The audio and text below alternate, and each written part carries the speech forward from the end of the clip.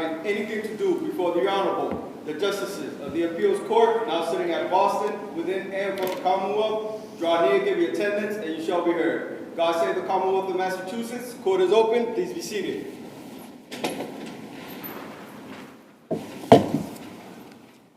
Good morning, everybody, and welcome to the Appeals Court session in the Hale Courtroom, Courtroom 4, for February 11, 2025. Your panel today consists of me. I'm Greg Massing, with Justice Hershfang and Justice Tan. We have read all your briefs and record materials and so forth, which are also on these handy little tablets we have. So if you see us looking at a tablet, it's not that we're ignoring you, it's that we're looking at record materials. Just really quick to go over the rules. Each side gets 15 minutes. There's no rebuttal in the appeals court or the SJC for that matter. And you're free to use your entire time, or there's no penalty for finishing early. And as I said, we've read the materials, so you can just jump right into it. So I will call the first case for today, which is Commonwealth versus Ventura dos Santos, 24P661. Good morning, Your Honors. My name is John Maddox for ACELIO Ventura dos Santos. This is a Miranda custody analysis, and I'm making the following modified Bryant Factor 2 argument. I'm not making an old-fashioned Bryant number 2 argument. This is the argument. Everyone is presumed to know the law, and a reasonable person who drives a car into a house would know without being told that there was probable cause to arrest him for the crime of negligent operation. I'm suggesting that here probable cause to arrest for negligent operation is clear-cut, unlike the cases, the 3 car accident cases cited below, and that's because element 3 of negligent operation involves a lack of due care under the circumstances, and that the driving a car into a house is manifests a lack of due care under the circumstances. So what if your client, rather than being drunk, had suffered a stroke or a heart attack and then driven the car into the house? Well, how does that affect your analysis? He could have, that's a defense to be raised at trial. It doesn't necessarily affect probable cause at the scene. But as I understand your argument, it is that at the scene, having driven a car into a house, there was probable cause to arrest your client for the charged offense. Yes, Your Honor. So what I'm trying to get at is why is that so when there are other reasons one could drive a car into a house? There are other reasons, but they did not necessarily affect probable cause, an understanding of probable cause at the scene.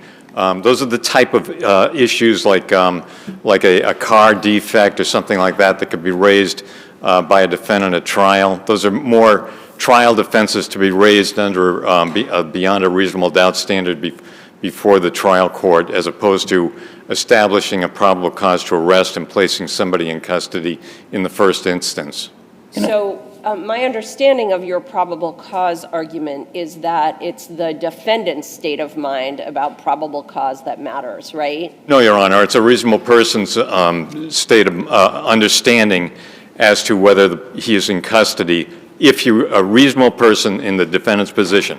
So I'm not talking about what Mr. Ventura thought. I'm not talking about what the officer thought. I'm not talking about probable cause in the abstract. My argument is what a reasonable person's understanding of probable cause at the scene would be. Is the reasonable person intoxicated? Well, it's a reasonable person in the defendant's shoes. So how workable is that proposed standard that you're asking us to use now in terms of probable cause and reasonable person, right? Because we have so many instances of arguments where we are being asked to consider, are these X set of facts, do they rise to the level of probable cause, right? And sometimes it's a game of inches in the sense that, a little bit this way, a little bit that way.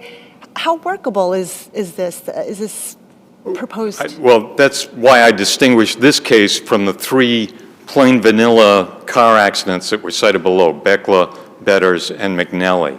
Those are the type of cases where a police officer needs to do some preliminary investigatory questioning. This is a rare instance. This is not a plain vanilla car accident. Driving a car into a house is weird. Well, I know it was described as freakish, I think, right, in terms of that. But the is motion judge said, right. yes. Is it really that unusual? Is it that distinguishable from, I mean, and this court actually decided in 2023, Commonwealth versus Howe, I believe Judge Massing was actually on the panel that was cited by the Commonwealth. In that case, the defendant, it was a one-car accident as well. He ran into a couple mailboxes, a telephone pole, and it was raining, and there wasn't snow in that instance. And, the police officer came and spoke to him, and there was no allegation of there being substances or alcohol use. And in that case, the Commonwealth, there was sufficient evidence, like the jury found, right, that it supported probable cause. Sure. In terms of a reasonable jury could find that there was operating. Certainly. Right. Well, I guess I'm just wondering, I guess I'm questioning how rare this set of facts. I think it's very rare, and I would distinguish it from the case you're citing. I think that's more like the Beckler, Betters, McNally cases cited below. That was a telephone pole, a curb, hitting another parked car. Those are the kind of plain vanilla car accidents. This is not plain vanilla. This is Cherry Garcia. This is unusual. It's weird. But I mean, So I'm suggesting it wouldn't come up that often. Isn't the purpose of Miranda warnings to be a prophylactic rule because of the coercion when police officers get somebody into custodial interrogation?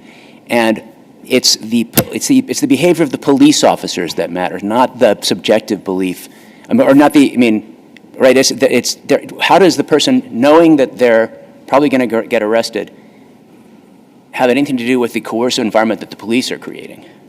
Well, it's the standard, the custody analysis is premised on what a reasonable person would believe under the circumstances, if they were in the defendant's shoes. Right.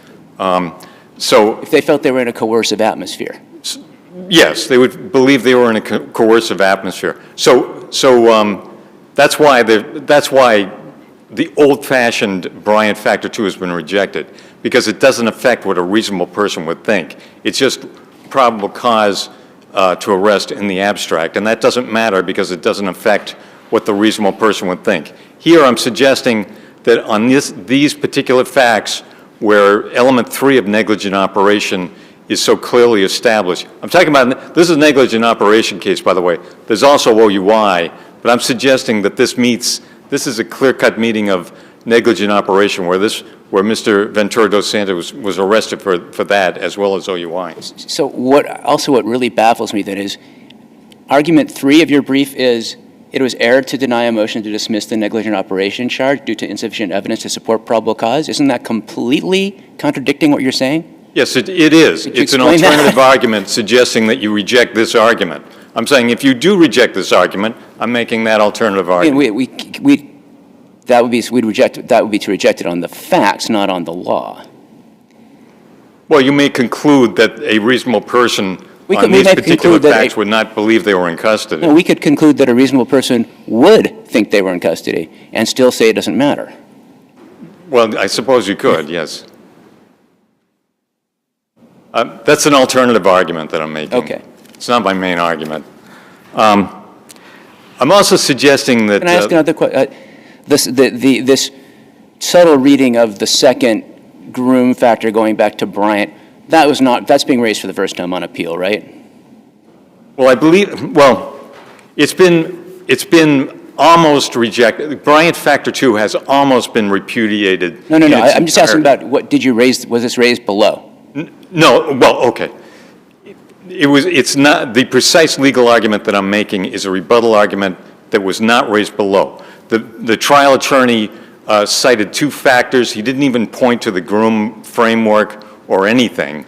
But under Medina, a court is obligated to look at all of the circumstances. The circumstances cited by the trial attorney were the car crashing into the house and Mr. Ventura dos Santos standing in the front yard in front of the house, wavering around, unsteady on his feet.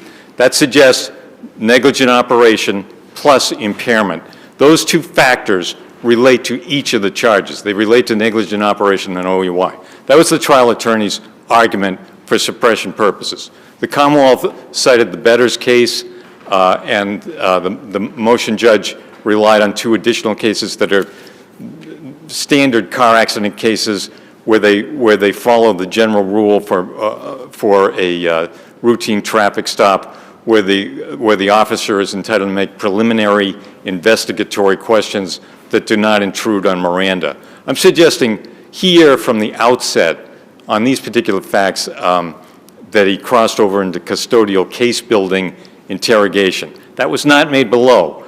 However, the motion judge did address this issue, and I'm making a rebuttal argument to what the Commonwealth said.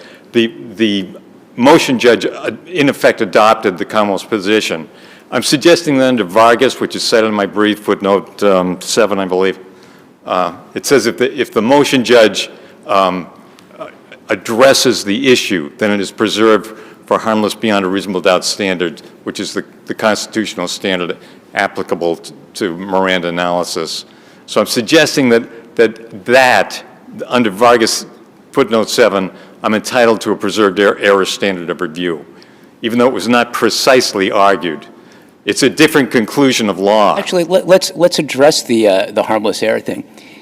The facts that you describe that would make your client believe that he was definitely going to get arrested, aren't they also pretty strong evidence of guilt?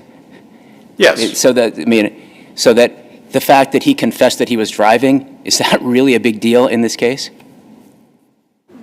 Under the harmless error standard, under Chapman... And it's obvious he was driving the car, right? Under the harmless beyond a reasonable doubt standard of review, it doesn't... The statements only have to contribute to the guilty finding. It doesn't matter if they or other... They have to create a reasonable possibility that the result would have been different, right? I'm sorry? They have to create a reasonable possibility that the result would have been different to establish that it wasn't harmless beyond a reasonable doubt. I don't believe that's Chapman, page 24. My understanding of that harmless error standard enunciated by the U.S. Supreme Court is that even if there's other evidence that's sufficient to convict, if any of the statements contributed to that verdict, then reversal is required under the harmless beyond a reasonable doubt standard. It's an unusually easy standard to meet if there is a constitutional error. And that's from what case? Chapman, Chapman page v. 24. California? It's a landmark. Yeah, no, the reasonable possibility is also from Chapman. Well, I'm suggesting it easily meets the harmless beyond a reasonable doubt standard.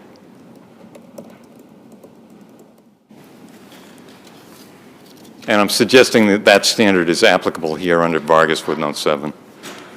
I'm also suggesting that a reasonable person in Mr. Ventura dos Santos' shoes would know that there's probable cause, not just that he had violated element 3 of negligent operation, but that there was probable cause to arrest also. I think that flows from the concept that people are presumed to know the law. You have to be presumed to know that that actions have consequences, that the police will arrest you if you fail to conform your conduct to the criminal statutes. So what part of the situation makes that obvious to your client? The crashing into the house? Yes, Your Honor. So that is overwhelming evidence. Let's say I murdered somebody and then I go out to have a drink and I'm sitting on a bar stool and a police officer comes and sits down next to me. And I obviously know that there's probable cause to arrest me because I know what I've done. Am I in custody? You are not. That would be a subjective viewpoint. That's not the inquiry. It's whether a reasonable person under the circumstances would have that, would reach that result. Hands. I think it might. I think it might, Your Honor. I think that might flow from the argument I'm making. I'm not exactly sure, though. I haven't really thought about that one. In this instance, well, no, I think it is fairly easily distinguishable. when a police officer comes up and sees a car crashed into a house, the inference that somebody failed to exercise due care under the laws is fairly apparent. When somebody murders somebody, there could be a number of reasons where it could be self-defense. It could have been a fight where he played a merely tangential role. There's so many different. There's still probable cause to arrest me for something, right? I mean, as you said in my question about the heart attack or the stroke, those are all defenses that come up later. Yes. Well, there are defenses that come up later. There are also circumstances which suggest to a police officer that it may not be murder in whatever form So the it's statute is. manslaughter, right? Somebody's dead. Well, yeah, he get would it. know somebody got killed. He may not know that it is murder, and that a reasonable person under the circumstances would necessarily know that.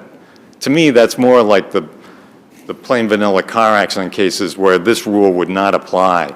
The the Decla Betters McNally stuff. So your rule is limited to freakish car accidents, your proposed rule? No, like in my brief, I say a person would know that they had a suspended license, something like that. There are certain things where it's so clear-cut that I don't think murder is one of them, though. There's a very complicated interaction between the law and the facts on that. Unless there's any other questions, I'd like to rely on my brief. Thank you. Thank you. We'll hear from the Commonwealth.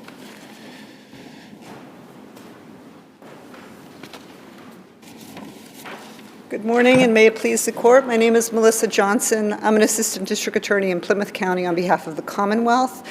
I just would start off by saying we've gotten so far afield of what Miranda really stood for 60 years ago that I'm not really even sure where to begin here.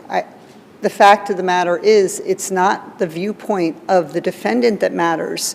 What Miranda was concerned with, what the Supreme Court was concerned with, was how law enforcement was creating an environment, by their actions, verbal, nonverbal, whatever they were, that is so coercive, so police-dominated, that this person needs to be reminded that in this country they have a right to remain silent, and they need to be reminded of that in certain circumstances.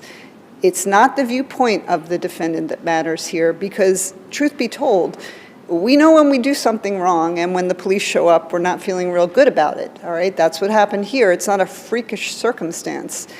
It's, in my time, I've seen a lot of cars go into houses. I've seen cars go into a lot of things. Defendants know when they've done something wrong. They feel bad about it. When the police show up, they probably are nervous. Berkemer versus McCarty addressed that situation. But what matters is what the police have done to create the feeling that someone feels that they're not free to leave that situation. And in this case, Sergeant Sanderson did nothing to create a coercive environment such that he needed to remind this defendant that he had a right to remain silent. We were out on the front lawn of a house with the homeowner present. There was one officer here. He was just asking him preliminary questions, as one would do in an accident situation. What happened? Are you injured? The defendant's walking around the car freely. He's not restrained in any way. Questions were informal and non-accusatory, and under the groom factors, that's not custody in this situation. However, the defendant felt subjectively or even reasonably. That doesn't matter. It's what's conveyed to him. Even in Bryant itself, in a footnote, was very clear that what we're talking about is the police action here and how that impacts the environment and not how the defendant felt. Okay, it's how the police have created the feeling of not being free to leave, not the feeling itself of being free to leave, or not free to leave, excuse me. Are there any further questions on the first argument? I noticed that we didn't really get to the second and third argument as far as the sufficiency of the evidence. I'm happy to answer questions on that while I'm here. But if there's no questions on that, I'd be also happy to rest on my brief. I just have one Yes. procedural. Do we have the booking video in the record that's on appeal? I have not myself put that in. I would rely on my argument that there is nothing in the video that would conclusively deteriorate the Commonwealth's case. Typically with videos, that's never the case under, and I'm pronouncing this wrong, I know, Nut-Hun, which I cited in my brief. It goes to the weight of the evidence and not its legal sufficiency. It was for the jury to consider whether that booking video somehow diminished our case that the defendant was under the influence. When we're talking about conclusive deterioration, we're really talking about evidence under Commonwealth versus Vaughn where it is absolutely clear that the defendant was not the person involved, for example, if there's proof that he was incarcerated at the time. And this is simply not that evidence. But I can certainly try to get that. No, not necessarily. Do we know how long after the initial response the booking was? How many minutes, hours later it was? Your Honor, I honestly don't believe that that's in evidence. I could find out for you off the record. No, if it's not, no. But I know that Sergeant Vley took the defendant to the station, which isn't all that far from the scene of the accident. So I can't imagine it was more than an hour or two. But I would be speculating. I have to let the court know that I'd be speculating on that. So, yes, no more questions? Thank you both. Thank you very The case is much. submitted.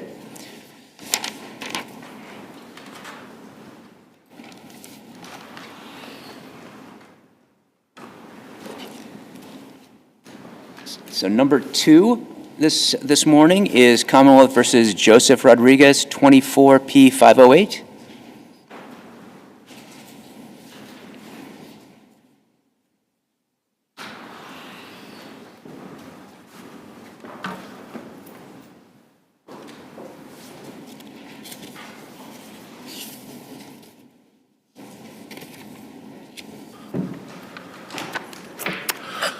To the presiding justice, and may it please the court. In this case, the two cases with the two victims were severed. And what we're talking about here is the rule excluding evidence of criminal propensity. It's my argument that the exceptions to the rule have swallowed the rule, and this is a wonderful case to show that. The idea that you can't bring in evidence to show a person's propensity to commit a crime is just fair. I mean, the idea is over 300 years old. It goes actually quite a bit farther back into the common law. And the exceptions are relatively new. This case, the problem is the testimony of the second woman, the woman whose case was severed, in no way helps the government in this case, except for propensity. And you can go through each of the exceptions and see that. This was just shown merely to show, or she was called to testify merely to show that he has a propensity to commit this crime and that he therefore did it. And I think the reason the government did this was because there was evidence of consensual contact. This case rests to a large extent on the credibility of the complainant. And so to assist its case, it brought in what is purely propensity evidence, and that is improper.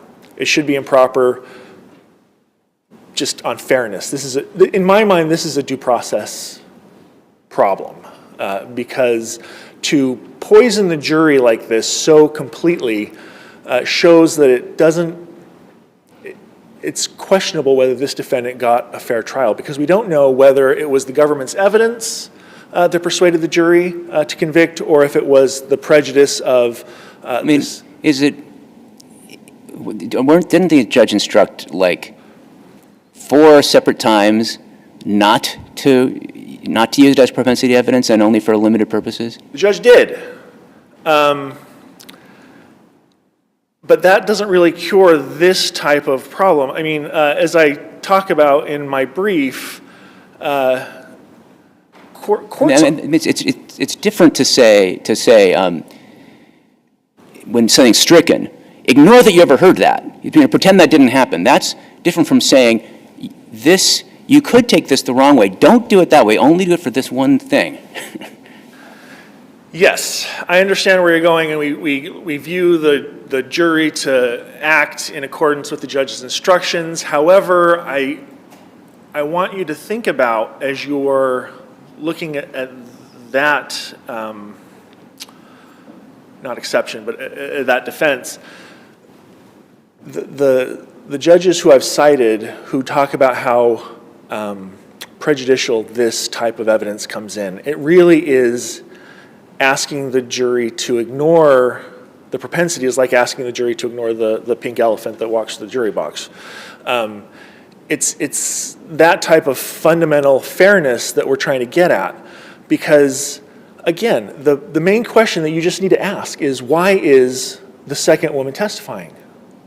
The government, look at the evidence the government has. They have DNA evidence, for crying out loud. They have 2 witnesses. They don't need it. The only reason is propensity. It's clear from this case. Other cases I've had where I've raised this, you get those exceptions and you can really play with them. Here, you can't. It's just propensity. But that's not the standard, right? Whether the government feels they need it or not, right? I'm sorry, say that again? That's not the standard, whether the government feels they need it or not, or the strength of their case, or how they perceive, or how you perceive the strength of their case to be. No, I raised the strength of the case to show, just in a separate way, that this woman, AH's testimony isn't needed for this case. You just don't need it. I understand why I understand what you're saying, but I'm trying to show you that there's a shortcut to just show that this was prejudicial, right? I understand we're looking at the prejudice versus probative value, but if you just look at what the government's doing here, they don't need the testimony. It's only propensity, and that's the problem. That is the problem. It is, the government in their motion kept saying, well, these are so similar, and that's why, but it's the similarity that I'm screaming about. It's the similarity that's the problem. That's what leads you to propensity.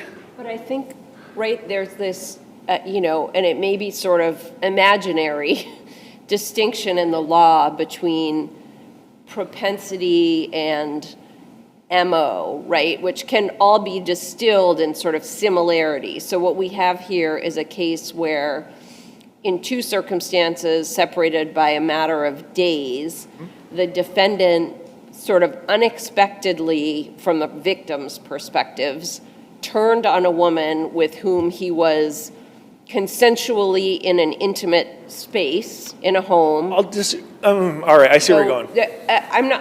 Listen, I don't disagree with you that the facts of this case are not similar to a lot of the precedent where it's a child, or it's, that the MO is really sort of almost a signature. It's not that. But isn't there something other than propensity that's being shown by the other victim's testimony? No, there isn't. Not that I can see.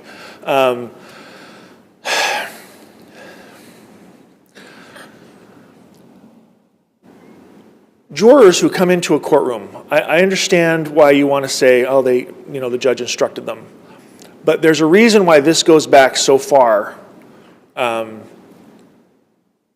in the law. It's a problem. It's a problem I've been trying to raise for a while. And while there are cases that we can play with the exceptions, we can talk about modus operandi, that's not this case. This case, you have 2 women, 2 cases, they're severed because of prejudice, and then the government brings in the second, the severed complainant, and she testifies just like it was her trial. To ask the jury to ignore that through a judge's instruction it's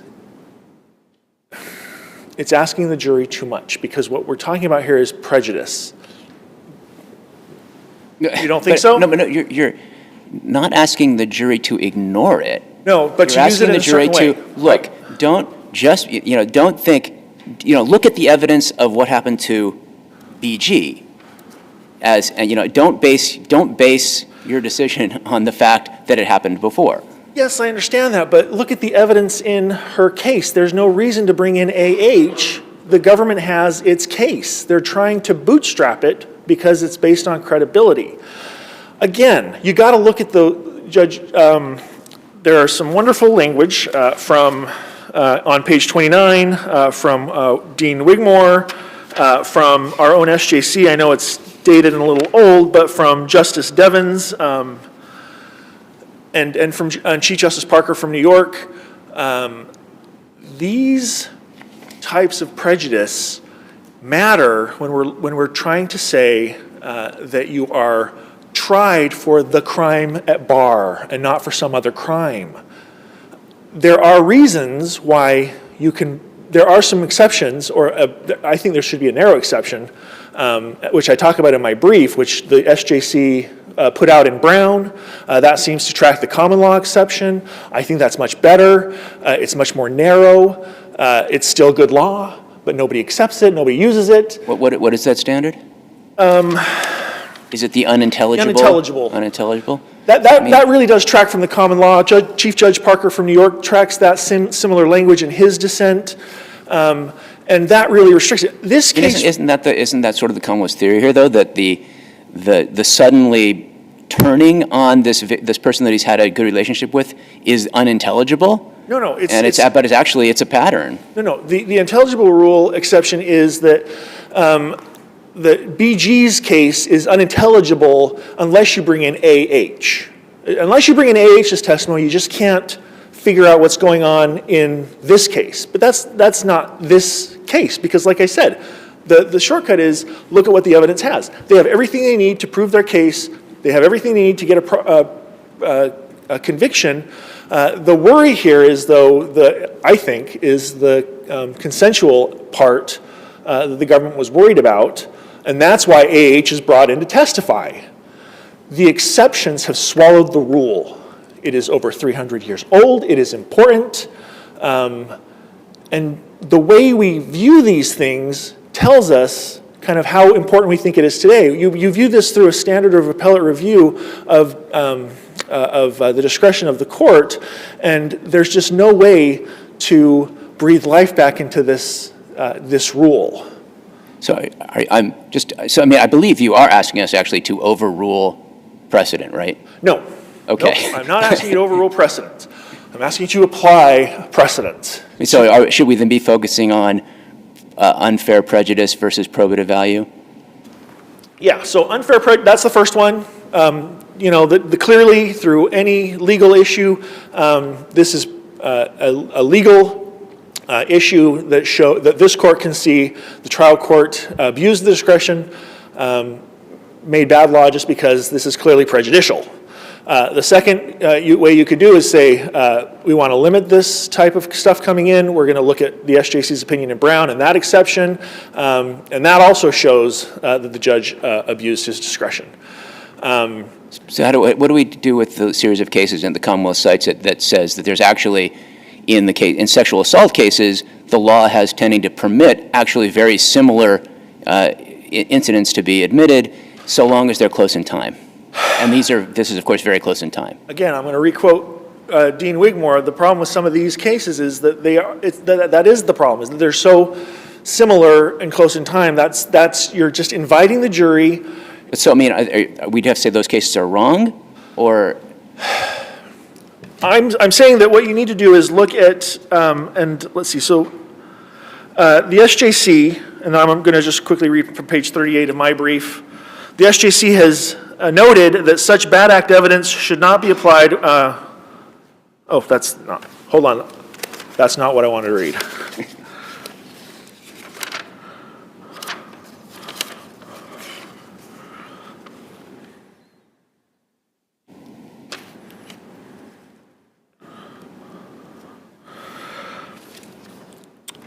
In Creighton, the court gives some language about how it hasn't been great at clarifying bad act evidence coming in. And that's what I wanted to read, because it hasn't. And the cases are still all over the place. Creighton didn't do anything, as far as I can tell. these cases still kind of come all over. And Well, so there are cases for me to cite, there are Creighton lowered cases the for the prejudice standard, right? Creighton lowered lowered the prejudice standard. Yeah, the evidence should be excluded if it only outweighs the probative value. It doesn't have to substantially outweigh the probative value. Right. But again, the prejudice here is that the jury, or whoever the fact finder is going to use the propensity evidence. In other words, as Justice Devon said, it causes the jury to be distracted. It sends the jury a message, even though the court can instruct them, it sends the jury the message that he is here because he has done this before, he'll do it again, this is just who he is. It's propensity, it's. But how do you square that position with the law, which is substantial, that says we presume the jury will follow jury instructions? So if this is the case, if you are going to affirm this case, then you should at least put some language in there that truthfully says that there is no rule of propensity, the exceptions have swallowed the rule, and that you can bring this in whenever you want. The government gets free rein as long as they can make vague allusions to these exceptions, and they're broad. That's the problem. That's Chief Justice Parker's critique with them back in 1908. If you allow this to go forward, this case particularly, because this is the worst of, and I've been raising this for 20, this is the worst. If you affirm this, then there is no rule. I want to be clear. There is no rule if this one is affirmed. Are there any questions that I can guide this court along in my argument? No, okay. All right, thank you. Thank you. We'll hear from the Commonwealth. Good morning. May it please the court, Jennifer Thompson for the Commonwealth Bristol District. The Commonwealth would respectfully ask that you deny the defendant's appeal. Here, there was no abuse of discretion by Judge Glennie in the trial court. This case is actually a very good example of exercising discretion in admitting prior bad acts. The defense requests the court to change the law, essentially, and reestablish that, or change the law and ask them to impose a different standard, the Brown standard. But the court, this court and actually the SJC has rejected such a proposition. In Commonwealth versus Copney, the SJC indicated that our jurisprudence has no requirement that the Commonwealth show the need for evidence, for prior bad act evidence. And the only relevance in showing is that the probative value of the evidence outweighs the prejudicial impact. In here, Judge Glennie exercises discretion in weighing the probative value and the prejudicial impact of the bad acts. The bad acts were admitted for permissible purposes, including the common scheme, pattern of conduct, intent, state of mind, and lack of... Okay, so common scheme, pattern of conduct, state of mind. I mean, Mr. Benyon does have a point that the exception is pretty broad, and the SJC has been trying to narrow it with the Creighton standard for prejudicial error, with the Samia decision that says you can't just do a laundry list. And so tell me, how is it that in this case the Commonwealth wasn't sort of just doing the laundry list as opposed to specific purposes of this evidence? Well, in the motion we filed, we essentially listed more than what the Judge Glennie had found. And he found, and he cited D'Orazio, which is a proper standard, that the Commonwealth may introduce the bad act evidence, and he specifically stated for pattern of conduct as well as to corroborate the victim. And he cited Commonwealth versus Pillai, which the Commonwealth also cited. So we narrowed down essentially the laundry list in which the bad act evidence would be admitted in this case. But again, due to the facts, it shows the defendant's intent and as far as related to BG. Because without that evidence, the jury would be left wondering why he attacked BG during what was otherwise a consensual sexual act. It essentially explains the inexplicable nature of the assault here.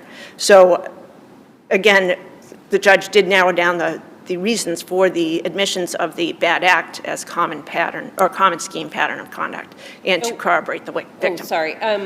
Page 30 of your brief, citing, I think, Commonwealth versus Kendall, you say, the fact that evidence goes to a central issue in the case tips the balance in favor of admission. And is what you just articulated what the Commonwealth maintains is a central issue that this evidence addresses?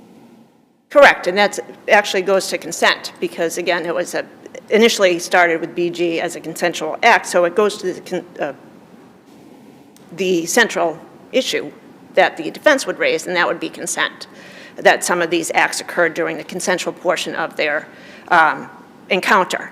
So it does. Rape with AH was not at all consensual, though. Correct, but the incidents with both AH and BG were extremely similar, and that falls under the case law of the Commonwealth. In what way? Can you just articulate the similarities? Yes, for Your Honor. us? So both BG and AH had known the defendant from middle school and high school. They had gone to school together. AH had actually had a prior relationship with the defendant when they were in junior high into high school. That relationship ended. BG was friendly with the defendant, and there was some interest on behalf of either one of them, but they never dated in high school. But then about 17 years later, the defendant had moved to Missouri and reestablished contact with both AH and BG, and essentially was hinting around that he would be back in Massachusetts. To AH, he intimated that he needed a place to stay. AH let him stay with her after meeting up with him. So the Commonwealth's theory was the defendant obviously harbored some, due to what he had said later in the attacks, harbored some resentment towards both AH and BG, as well as other women. He commented that he hated pretty women.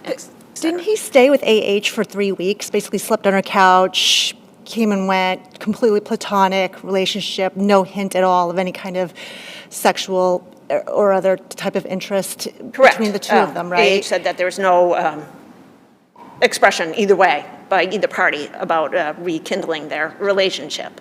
But then what was very distinctive is that the defendant had gone out one night from AH's house, met up with a mutual friend, began drinking, came home, and was intoxicated.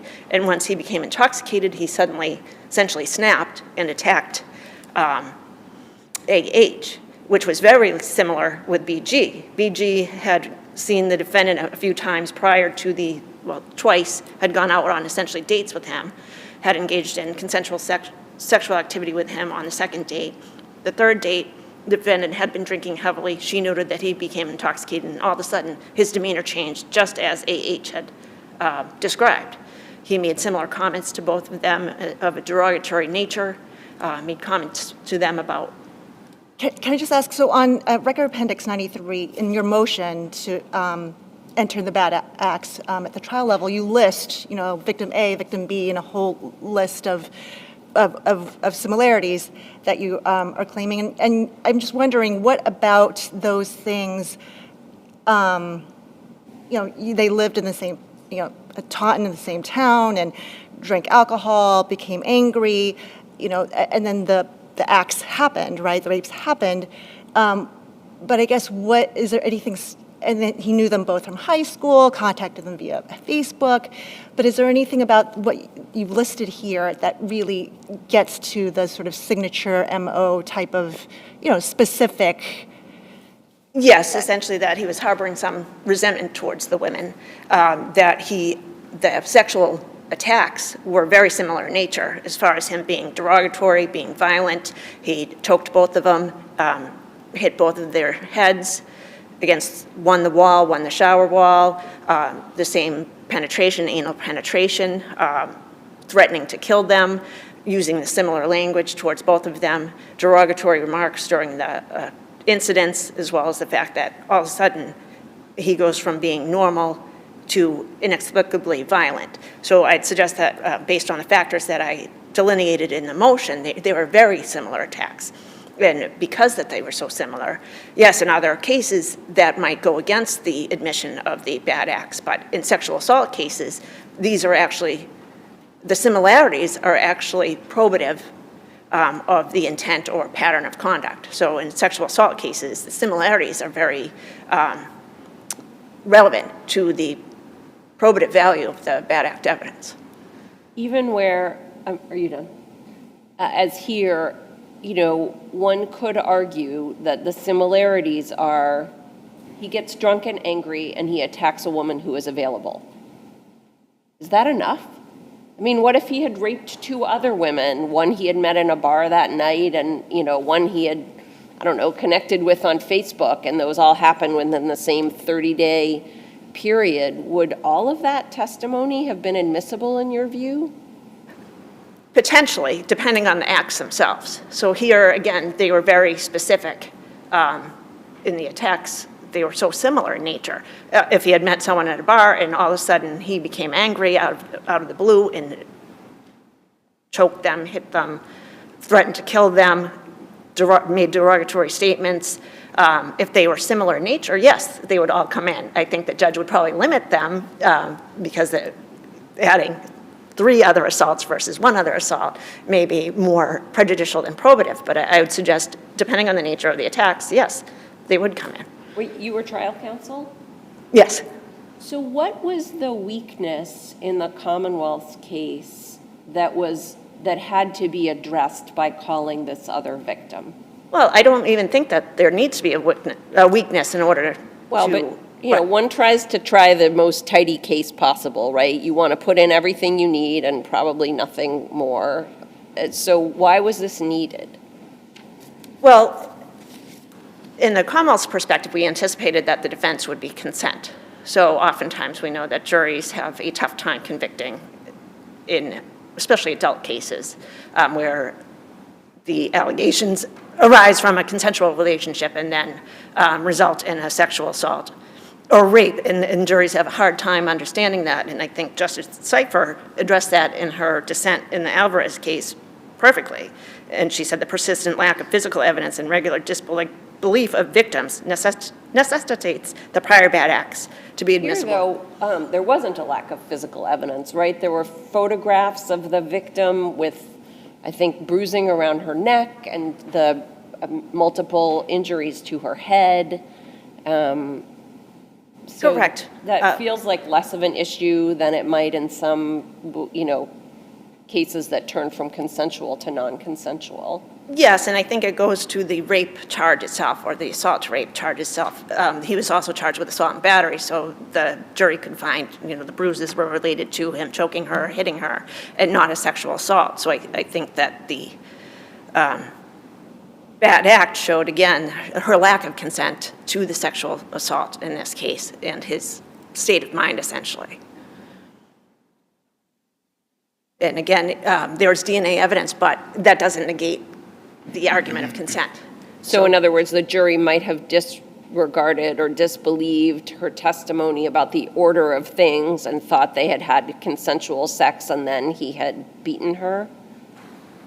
Yes, they could have believed all or some, and they could have believed that they had consensual sex, and then later on during that occasion, he became physically violent without the allegation of penetration. So here, again, just because there was DNA doesn't mean the case was stronger if the argument was consent.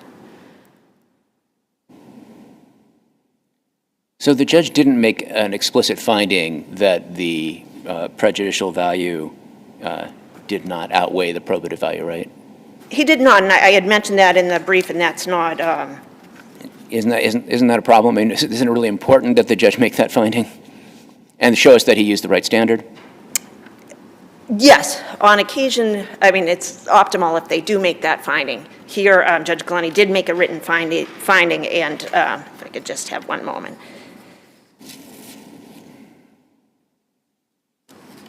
And it's implicit in that finding that he weighed the probative value versus the prejudicial effect. And he did cite Commonwealth versus D'Orazio, and that's the proper standard. And if I could just have a moment, I did indicate a case that is right on point on that issue.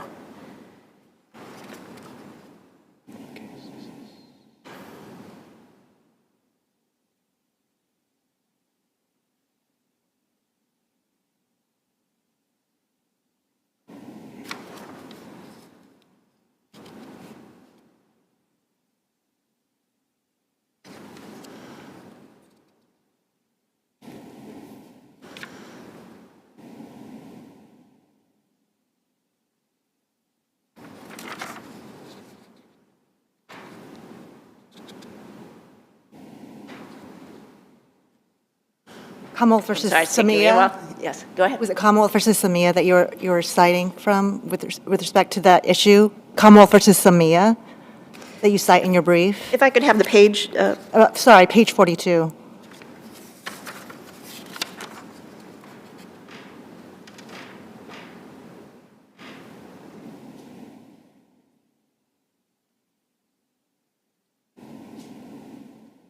You said, although Judge Glennie did not expressly state on the record that the probative value of the bad act evidence outweighed the risk of unfair prejudice to the defendant, his failure to do so is not fatal because, and then. exactly, yes, so that, thank you, Your Honors.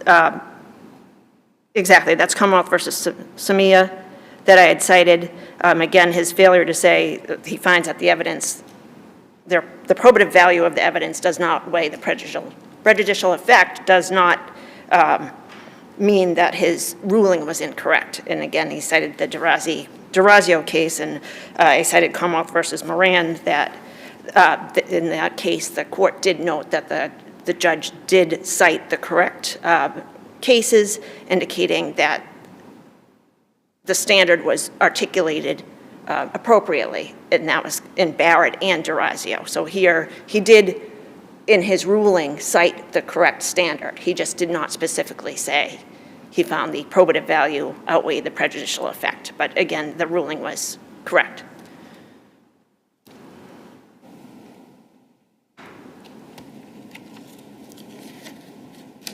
I see no more questions. And you have 4 seconds. If there are any more questions, I'd be happy to address them. Otherwise, I would rest on my brief. No, that'll do it. Thank you both. The case is submitted. Thank you. Do you think you want to go to 4 cases or just you want to stop at 4? What do you think? Stop at 4 or go for 4? All right. So normally we take a break after our 3rd case, but I think we're inclined here to take a break after our 4th case. So we'll hear the 3rd case now, and people for the 4th case stand by. The 3rd case is 23P46, Commonwealth versus KURBATZKY.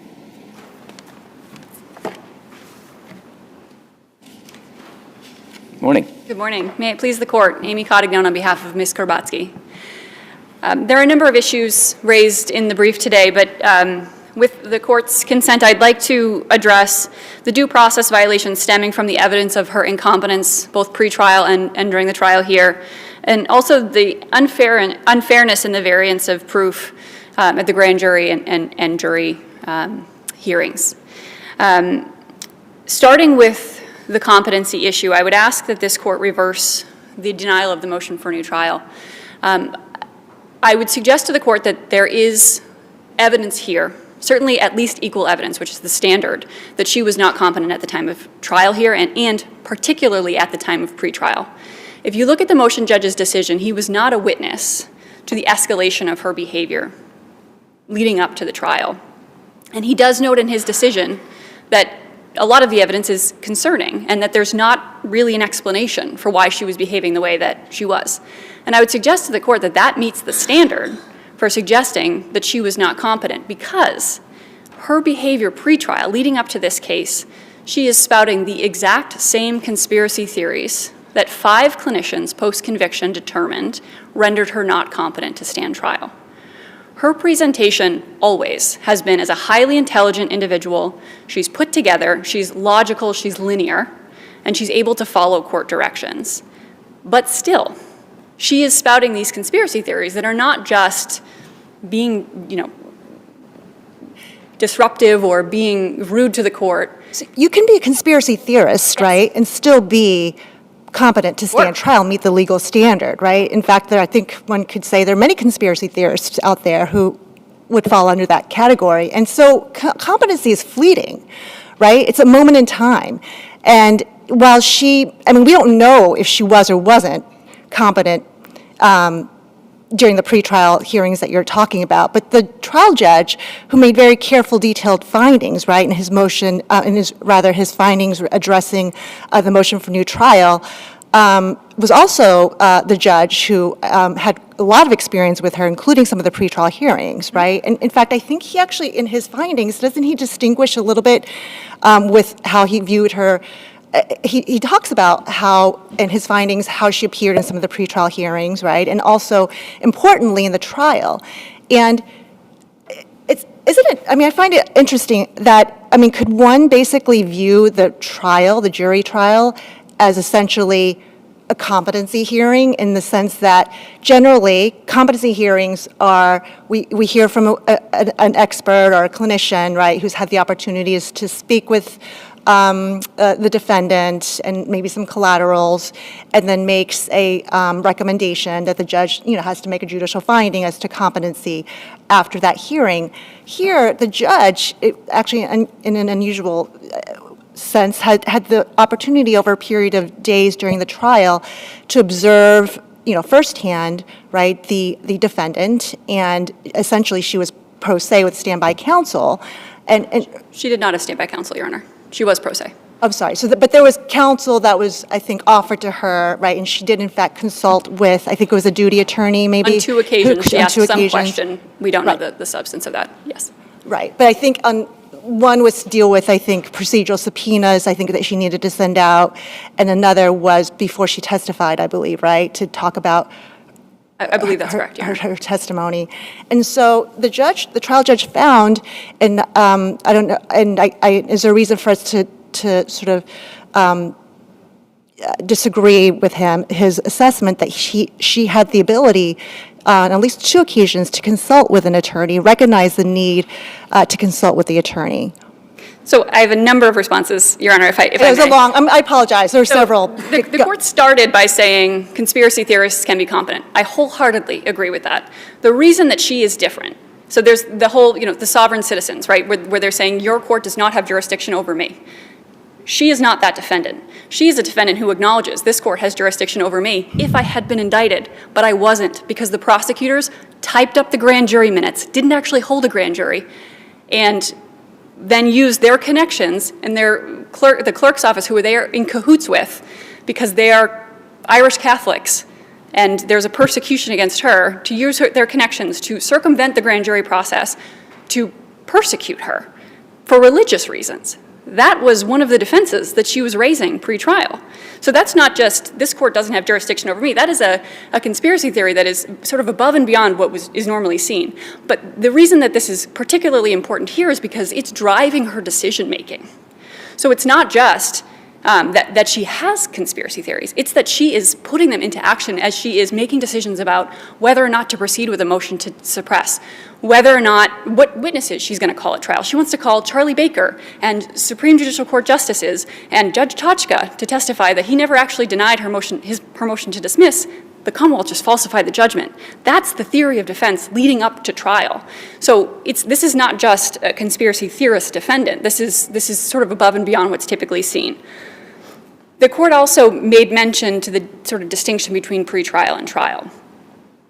The defendant needs to be competent at all critical stages. So the trial alone is not enough. What Judge Wilkins observed during the trial alone is not enough. She needed to have been competent at the time of the motion to dismiss, at the time of the motion to suppress, as she's arguing her motions in limine. And that is when the most sort of egregious behavior is occurring. And those are sort of critical stages. She needs to be able to evaluate whether or not to go to trial, whether or not to attempt to plea bargain. And everybody here acknowledges that she believes so wholeheartedly in her ability to defend herself that she's not capable of doing that. So it's not just the trial, whether or not that's, an accurate subset. I would also suggest that there was evidence at the trial here, though she did better than she was doing leading up. She did follow the court's instruction, which is something she's always done. So she kept it in check because the court told her that she can't argue these conspiracy theories. But if you look at her opening argument, if you look at her closing argument and her testimony, she's arguing this is a persecution. She's using the word persecution. She's filing motions in limine. She's asking for jury questions in the voir dire for the jury based on religious persecution. She firmly believes this, and she's making determinations as to how to defend herself based upon a conspiracy theory. But let's take the question, for example, of the request for the jury question about religious persecution. Yes. There's a back and forth with the judge about that request, where your client explains what it is that she's trying to get at with that question. And the judge says something to her like, I'm not going to ask it in the way you've proposed, but I understand that you're asking about religious bias, and I can ask a question about that. And she takes that in, apparently is satisfied with it, and moves forward. So I hear you, and we see the record that there is much in the lead up to trial and in fact at trial itself that indicates that your client was suffering from a mental illness. I don't think anybody could dispute on this record that that was so, but that's not the question that the trial judge was asked to decide at the motion. The question was she nonetheless competent? And why, given that the motion judge was also the trial judge and that he observed and then pulled out of the record in the written ruling moments like the one I just described, what is in the record that shows us that it was an abuse of his discretion to deny the motion for new trial in light of those experiences along the way? So there's a couple of things. The court also acknowledged there were other instances where she was exhibiting troubling behavior during the trial. And the issue here is the standard, right? It's application of the standard that the SJC has set forth, where if the evidence is essentially equal, then the Commonwealth would not have met their burden. And here we have evidence showing from 5 clinicians post-trial that she is so disabled by her mental illness, using these exact conspiracy theories, that she is unable to regain competence in the future, right? It has been that disabling for her, and that starts 9 months post-conviction. We have the exact same behavior that's evinced in this trial record in the lead up to trial and at certain instances during the trial. And that interferes with her ability to cooperate with counsel, her ability, she has said, there's statements in the record, she doesn't trust lawyers. She wouldn't consult with lawyers. She would never tell them anything that could compromise her. Those are her own statements. But I mean, that doesn't really distinguish her from any number of other pro se litigants, right? I think that it does, because she believes, the reason that she doesn't trust lawyers is because she believes that lawyers are cooperating with the Commonwealth in this conspiracy against her because she is so important that she has become a target of persecution from the Attorney General's office, that includes the governor's office, that includes the judges of the Supreme Judicial Court. So it is concerning, and the question is, it's not what we will never be able to go back in time and evaluate her. I would suggest it should have been done, but we'll never be able to go back in time and do it. What we know, though, is that she exhibited the same behavior before, during, and after the trial, and after the trial, 5 clinicians agreed that she has a disabling mental illness that existed from late adolescence on, and that it is so pervasive that it cannot now be changed, it cannot be fixed, she cannot be tried. And we know that there's concerning behavior throughout the record here leading up to, and the reason that she ever spoke to a clinician ever was because she falsified, allegedly, a judgment from the Supreme Judicial Court. That in and of itself is extremely concerning behavior. And then she, begins this sort of parade after she's put on 24/7 home confinement and her life begins even more so to unravel. She begins this sort of parade of concerning behavior where she's making these arguments to the court, that have almost no basis in reality, and nobody is suggesting. The Commonwealth just files a motion to exclude it, and the court excludes it. Like, nobody's concerned. And the question is whether or not the Commonwealth would have been able to meet their burden. And really, when you look at the record here, we have evidence from Dr. Burl, who did evaluate her, who talks about how she presents, and she presents very similarly to how she presented in the record here. And then you have the Commonwealth's expert, Dr. Mendoza, who basically admits it could have been. She could be being sarcastic. She could be, just overwhelmed by the overwhelming evidence against her. It could have been this, it could have been that. But yeah, it also could have been evidence of incompetency. I just don't know. And the fact that he just does not know means that the Commonwealth did not carry their burden.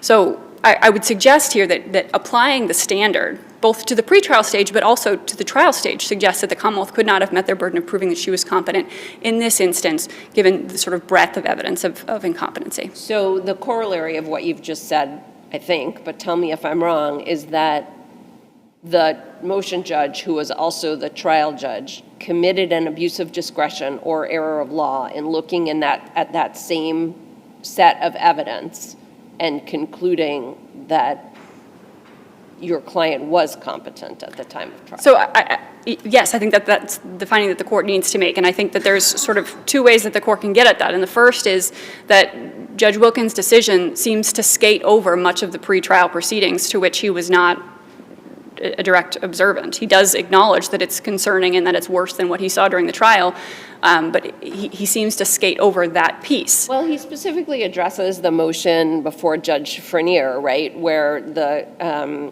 where your client was sort of educated about what a suppression motion is and learned about motions in limine and decided, which not unreasonably, to withdraw the suppression motion and address it so as to get a faster trial and address the admissibility of the various evidentiary, pieces that she was fighting as motions in limine.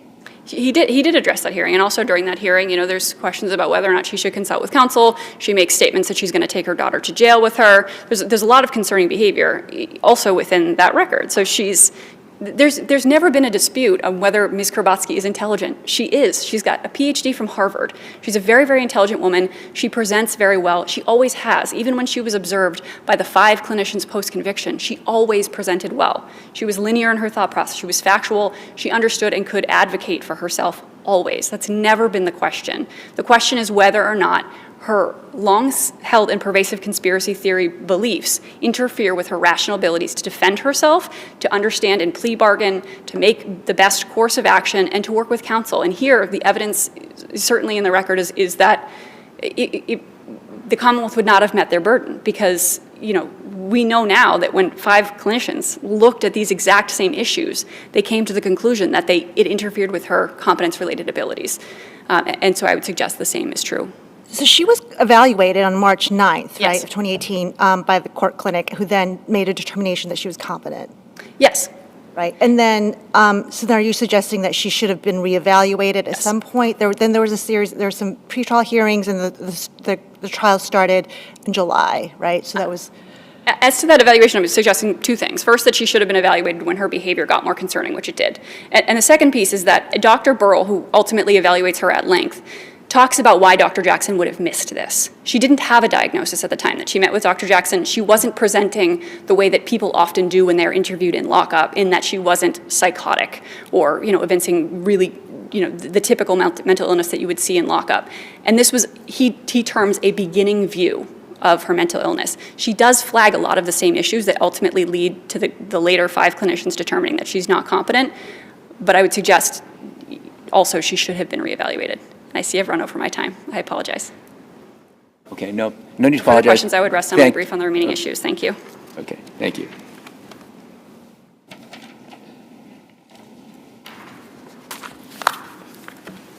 Good morning. May it please the court, Assistant Attorney General Gabriel Thornton for the Commonwealth. I'm joined today at council table by Assistant Attorney General Kevin Lowndes, who's one of the prosecutors who tried the case and handled the proceedings on the motion for new trial. The trial judge and the motion judge did not commit an abuse of discretion or other error of law when he determined that the defendant failed to prove by a preponderance of the evidence the Commonwealth would not have established that the defendant was competent had the issue been raised at trial. A trial judge is entitled to rely on her knowledge of what occurred at trial when ruling on a motion for a new trial, and this court, an appellate court, extends special deference to factual determinations made by a motion judge who also was the trial judge, as here. The defendant's performance at trial establishes that she was competent, and the report of Dr. Mendoza, which is in the appendix to the Commonwealth's brief, he describes the defendant's organized presentation at trial, and the motion judge, who was the trial judge, relies heavily on Dr. Mendoza's report. The defendant's expert, Dr. Nestor, essentially conceded that the defendant performed capably at trial. If we shift our focus to the pretrial proceedings, She was found competent to stand trial, as this court just acknowledged, by Dr. Jackson, the court clinician, and that contemporaneous evaluation cannot be outweighed by any of her experts' post-trial opinions who had not evaluated her at the time. Can you help me? What's the relationship between competence and the ability to think rationally? The ability to think rationally is part of the competency determination under our case law. Essentially that the defendant had a rational understanding of the proceedings. And did this defendant have a rational understanding of the proceedings? Yes, Your Honor. And again, we look to the motion judge's decision for an abuse of discretion, and it's a thorough decision, as Justice Tan acknowledged. He goes through, from the court clinician's determination that she was competent pretrial, looks at each one of those pretrial hearings individually, and then everything that happened at trial. And there are many instances that demonstrate that she had a rational understanding of the proceedings. Her ability to consult with standby counsel on 2 occasions when necessary, her ability to cross-examine certain witnesses, rational, reasonable decisions, as Justice Hershfang referred to them, to not proceed on a motion to suppress prior to the trial. Those are just some examples. There are also examples, though, aren't there, of her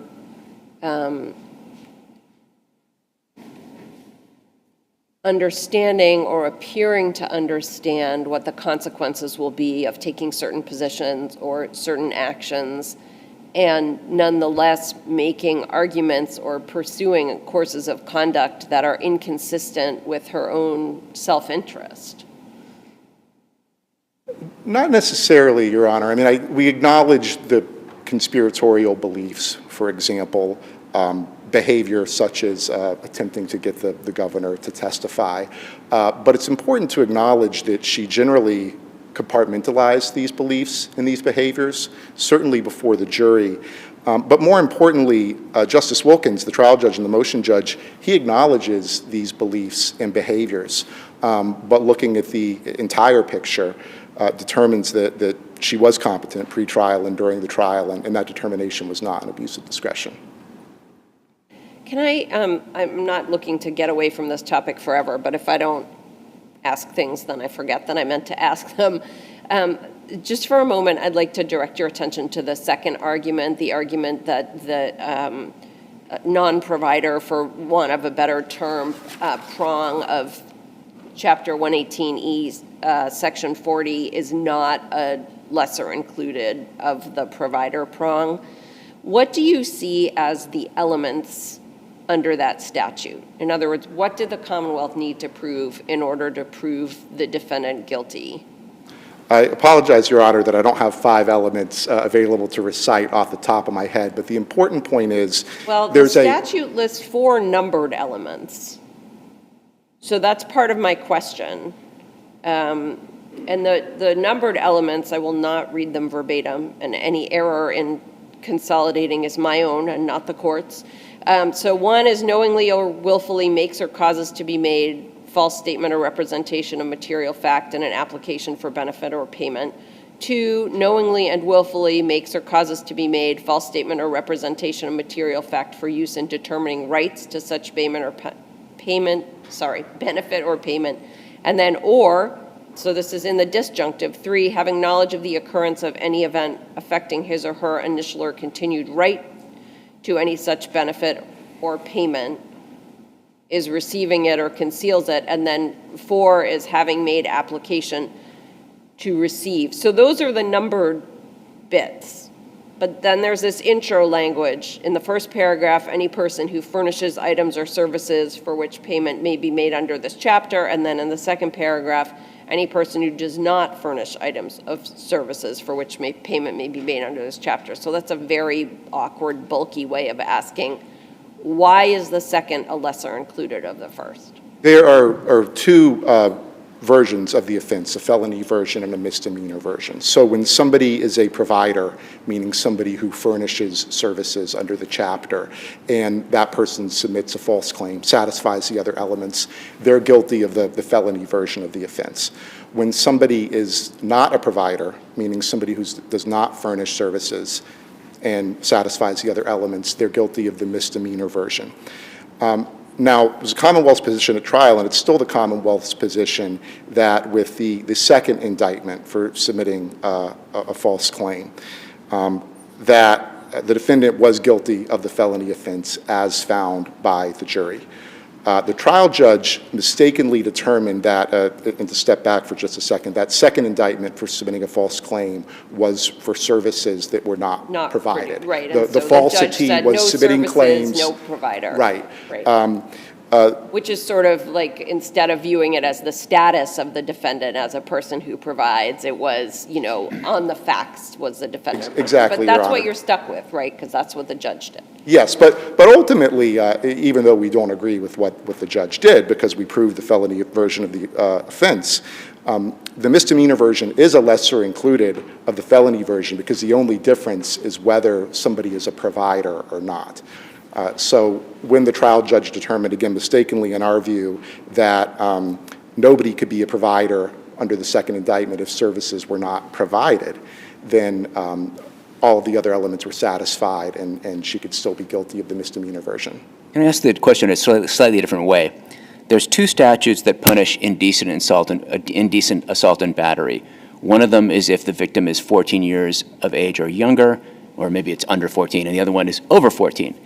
Suppose somebody's on trial for indecent assault and battery, and somebody under 14, and they put in all the elements of indecent assault and battery, but they forget to prove that the victim was under 14.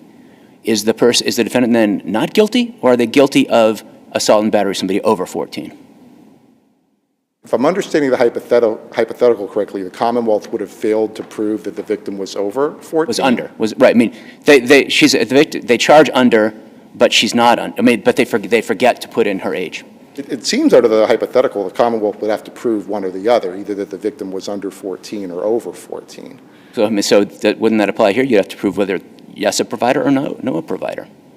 Right, but if we think of it as, you know, the felony version and the misdemeanor version having all of the same elements, except for whether the defendant was a provider or not, all of the other elements have been satisfied. But that's a different element, which is what Justice Massing is asking, right? So it may be that all the other elements are satisfied, but then there's this one element that distinguishes between the two. So why is one a lesser included of the other when there's a different element? Because it has all of the other same elements. You know, a person is either a provider or not, right? And under the judge's mistaken theory, she was not a provider for the second indictment, but all of the other elements are still satisfied. Perhaps I'm not understanding the question. I apologize if I'm not, but. We'll move along.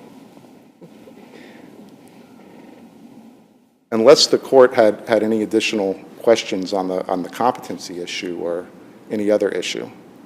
I just had a record question. I think that there was no motion for a bill of particulars filed in this case. Is that correct? That's correct, Your Honor. And that could be an important point. I mean, as far as the grand jury issues, the issues with the indictments, you know, we argue in the brief that those are waived and that there's other issues with them as well.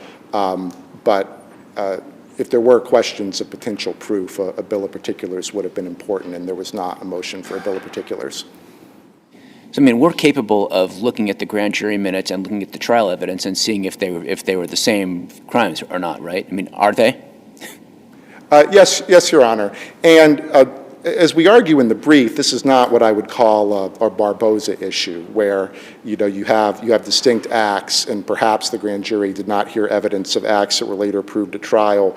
The Commonwealth has the discretion to charge these offenses over a time period, and as long as probable cause was presented to the grand jury, and it was, then the Commonwealth can prove over that time period the different events at trial. There was not a variance issue, but ultimately when the Commonwealth is choosing to charge the offenses in this way, it would mean that if the defendant was acquitted or not found guilty, then the Commonwealth would be precluded from charging any offenses within that time frame later, as opposed to if the Commonwealth could have charged each submission of a false claim is one offense. It would have had the discretion to do so.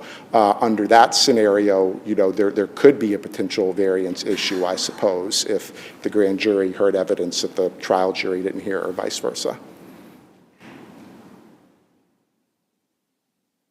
If the court has no further questions, I will sit down and ask the court to affirm the convictions. Okay, thank you both.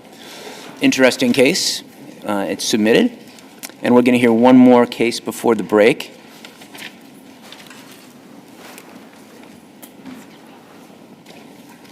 Okay. And which I'm looking for the doc there.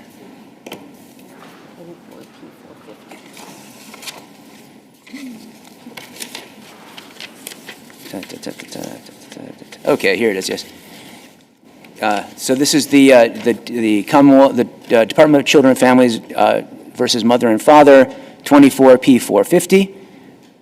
We should have 4 counsel coming up.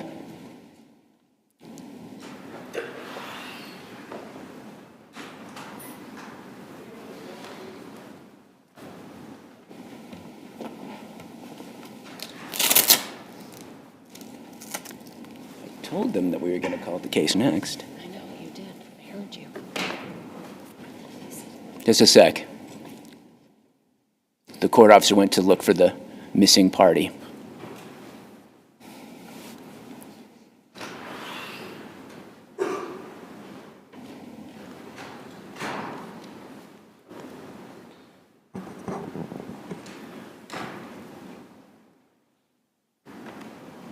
Thank you. All right, we already called the case, so I understand you're splitting your time, 7.5 minutes for each side, so you are? Good morning, Your Honors. May it please the Court. Lynn Eisenman on behalf of Father. May I begin? Yes. Thank you very much.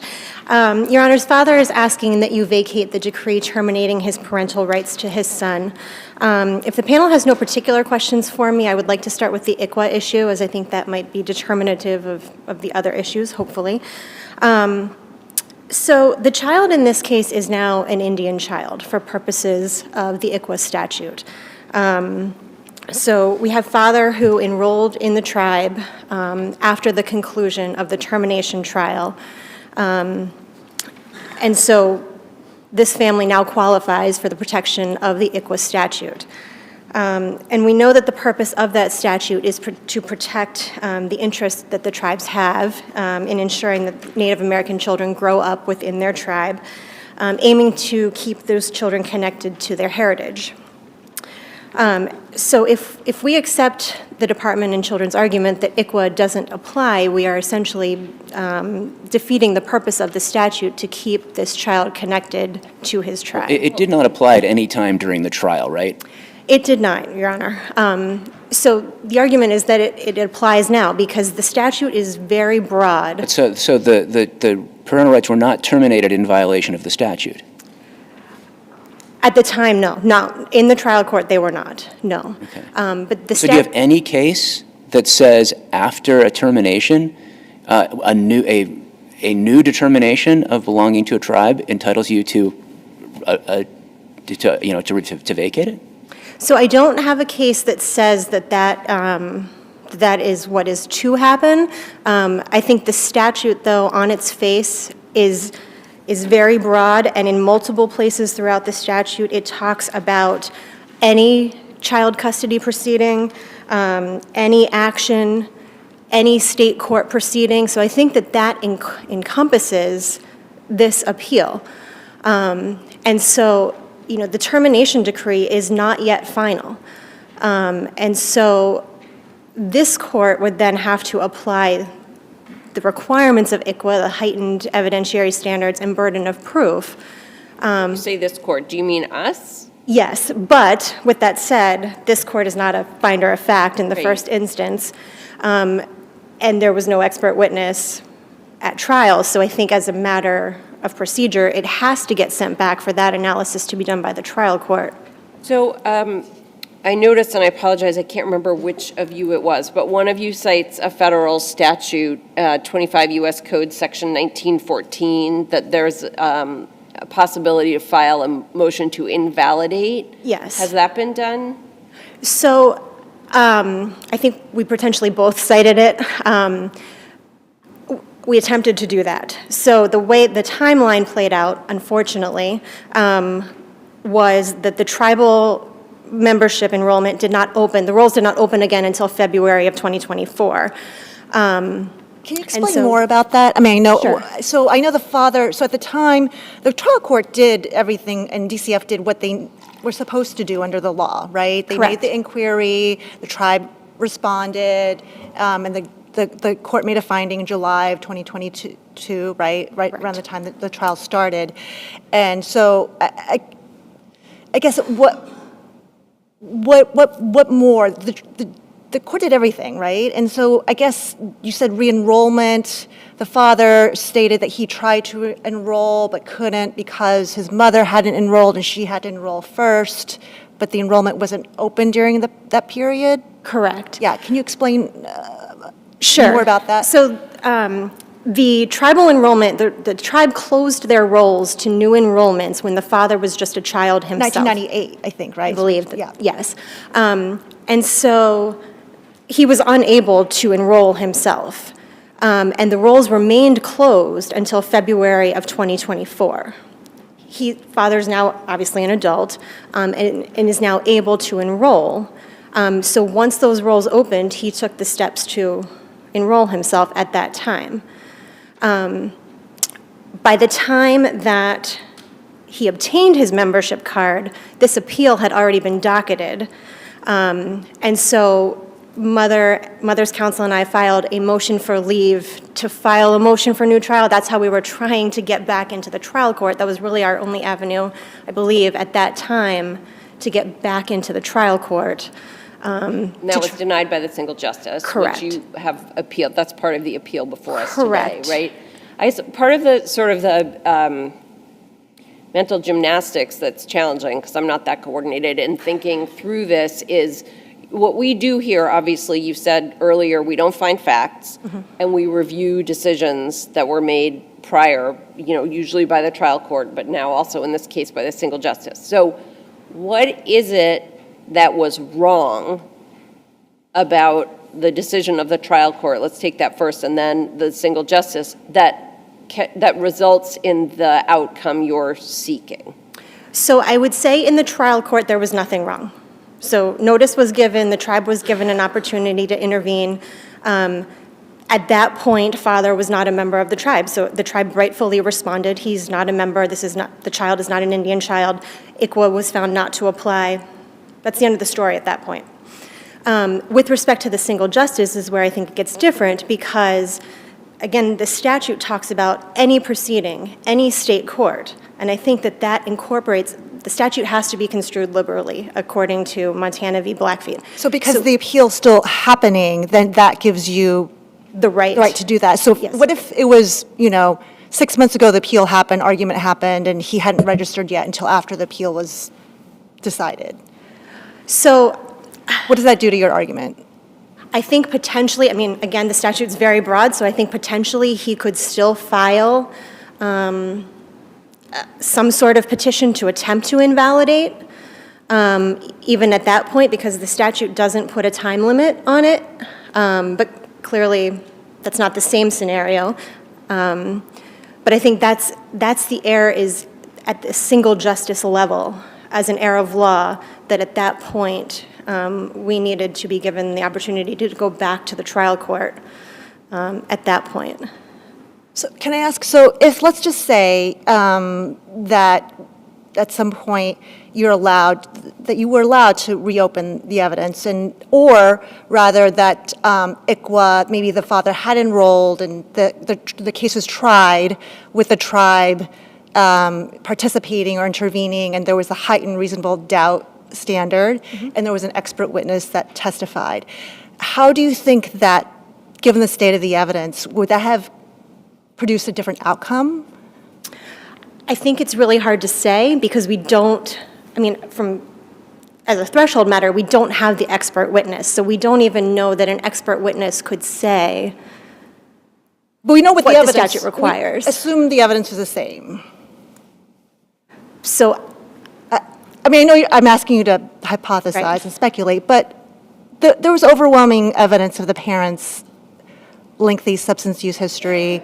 I think And- that based on the other arguments in my brief, that I would have to say that the outcome could potentially be different.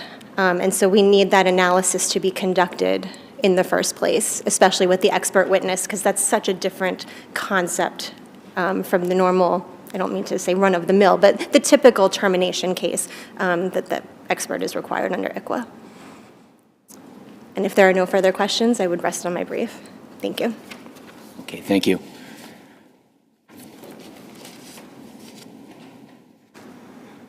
Excuse me. Good morning. My name is Alan Campbell. It's my privilege to represent Mother in this case.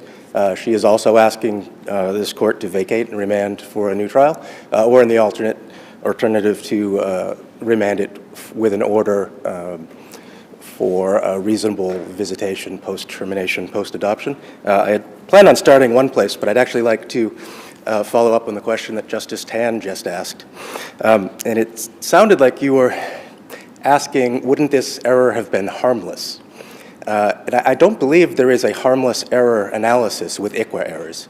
It's essentially strict liability. You either did it or you didn't do it. And I would cite to Leonard, which had a case where I believe there was overwhelming evidence of the parents' unfitness, but the expert the expert they had used wasn't a properly qualified expert, and this court said, we have to send it back. And the same in this case. There wasn't an expert, so the evidence would not be the same, because you're going to have expert testimony. And also another key distinction is you have to do active efforts. In this case, talk to us about that. What is active versus reasonable efforts here? I haven't seen a lot in the cases, but I think a reasonable effort might be we gave them a service plan with a list of things to do, whereas active efforts requires that they actually try and help the parents. So did DCF, I know the parents argued that reasonable efforts weren't made because the department didn't give them a referral to the Sage House program, right? As That's the primary focus, yes. Right.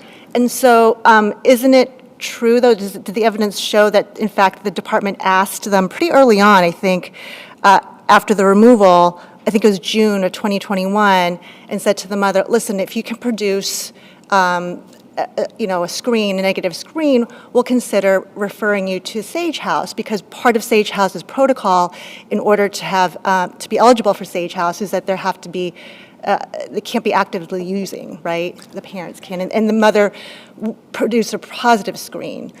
There was no actual evidence from somebody qualified to say what Sage House required. The general consensus was not at risk of detoxing and not suffering from withdrawal. There's no evidence that you couldn't go in while actively on methadone maintenance. Methadone versus other Right. But there was a request for a clean screen which wasn't provided.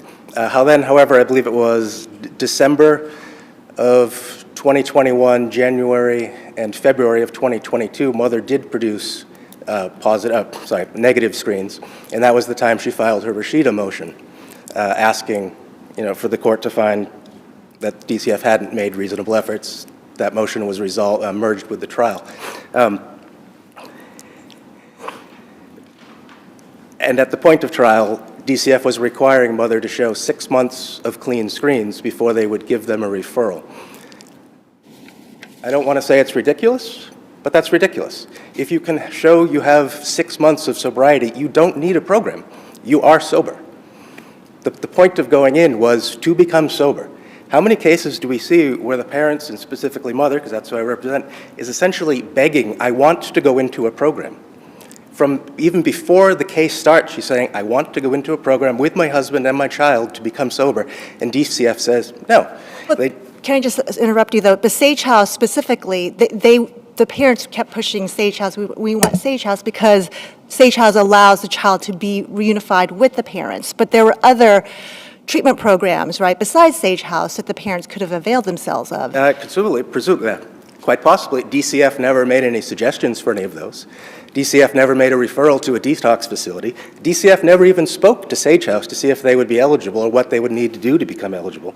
DCF did essentially nothing to help parents get sober other than to say, get sober, give us 6 months sobriety, and then we'll get you into a program, which again, if you have 6 months sobriety, you do not need a program at that point. I mean, maybe a maintenance program, but at that point, you're no longer an active substance user. You're maybe a recovering substance abuser. And going into Sage House, it wasn't that they had to give the child that day. It could have been a 60-day letter, which would have meant giving the parents 60 days to comply with the program's requirements before the child would be placed there. And if the parents could stay in this program for 60 days and follow all of their rules, what would the risk be to the child? It's not like you'd be turning them to a person on the street. They would be in a program where they would be watched and assisted. And what DCF essentially did was say, no, we're not going to give you an opportunity to get sober with your child. We're going to leave your child with our employee, who is the pre-adoptive resource, was at that time an employee of the department. It's simply not reasonable. It's ludicrous. If I remember the record correctly, there was sort of a long period of time where the mother gave only limited releases to DCF so that they could consult with some of her clinicians and providers, but not get test results. And then closer to trial, she gave a few less limited releases, so DCF was able to get some screening results. And my memory is that as of the time of trial, there were maybe a couple of negative screens, but mostly positive. Is that right? There were certainly some negative screens. There were at least 3, the ones that I mentioned, December, January, February. There were, however, also positive screens, and I apologize if I reversed the order of my words just there. But again, mother wouldn't be trying to get into a program to get sober if she wasn't using substances. This isn't about whether or not she was sober. This issue is about whether or not DCF actually tried to assist mother in overcoming her problem, or if they just made it so that she wouldn't. And just to go back to one thing that Justice Massing mentioned, yes, it is true that as to the ICWA claim, the juvenile court at the time followed the statute. But the ICWA determination, and we know from the cases in the statute, it's not a point-in-time determination. It's an ongoing obligation to bring in the tribe and to apply the enhanced protections if there's an Indian child. If this court affirms that we are saying we have a known Indian child who is a registered member of a tribe, the ICWA protections were not applied, but we're going to affirm anyways, and that's just wrong. This court, it's an ongoing obligation to notify the courts, and this claim can be raised at any time. And what's your best case for that proposition?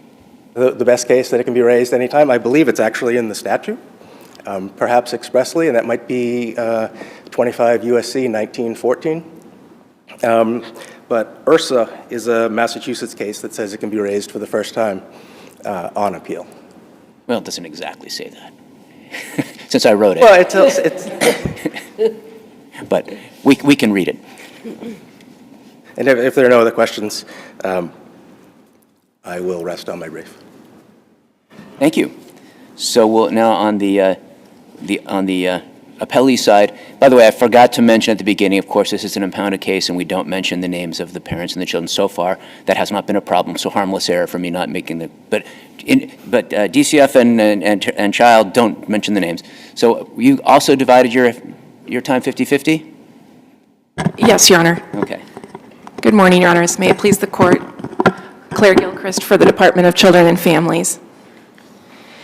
Your Honors, I want to make a few points regarding ICWA to start off here.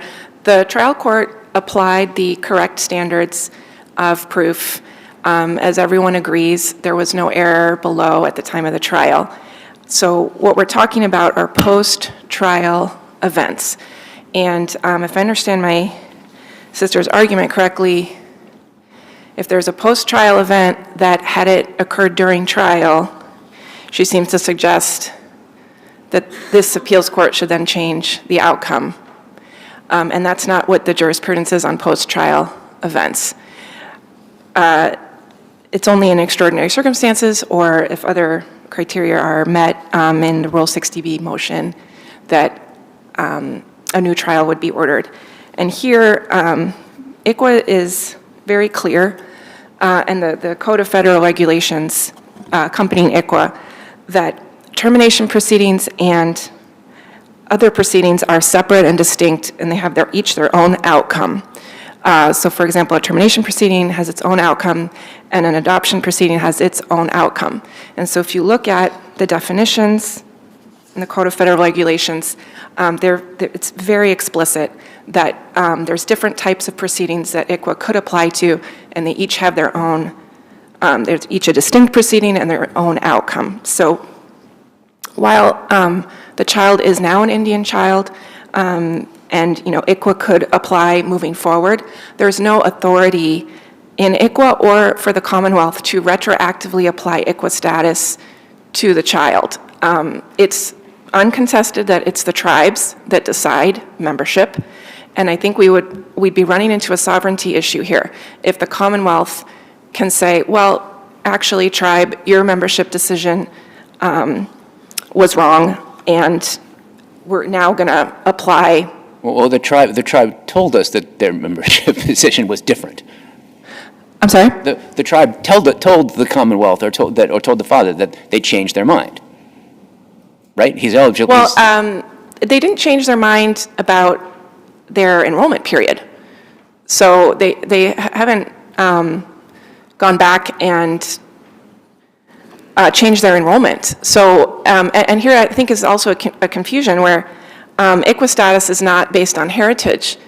It's based on classification, and the U.S. Supreme Court affirmed that in Howland v. Brackeen. So whether a child has Indian heritage is not determinative of ICWA status. It's really when the tribe decides on membership. And it's been clear that the tribe did not consider the child to be a member or eligible for membership at that time. But now the child is, right? So the question is, what do we do now?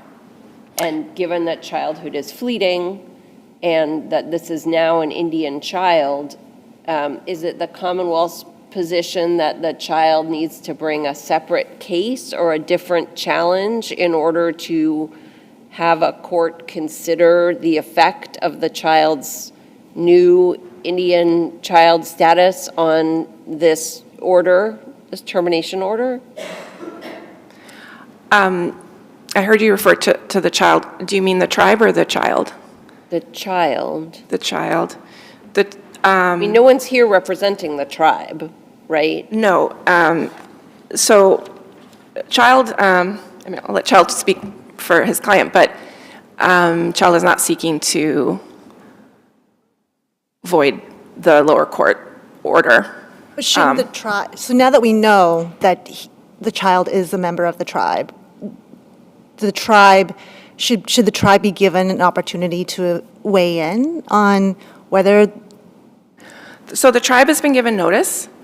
A tribe is given notice of the post-trial enrollment, and they, can motion to intervene. Like that's ICWA could apply moving forward to the adoption proceedings, but to apply it retroactively, there's no provision in the statute for that. And when another state examined that very issue, Michigan examined that issue. We have matter of Johansson, where they said no, post-trial enrollment doesn't require a new trial.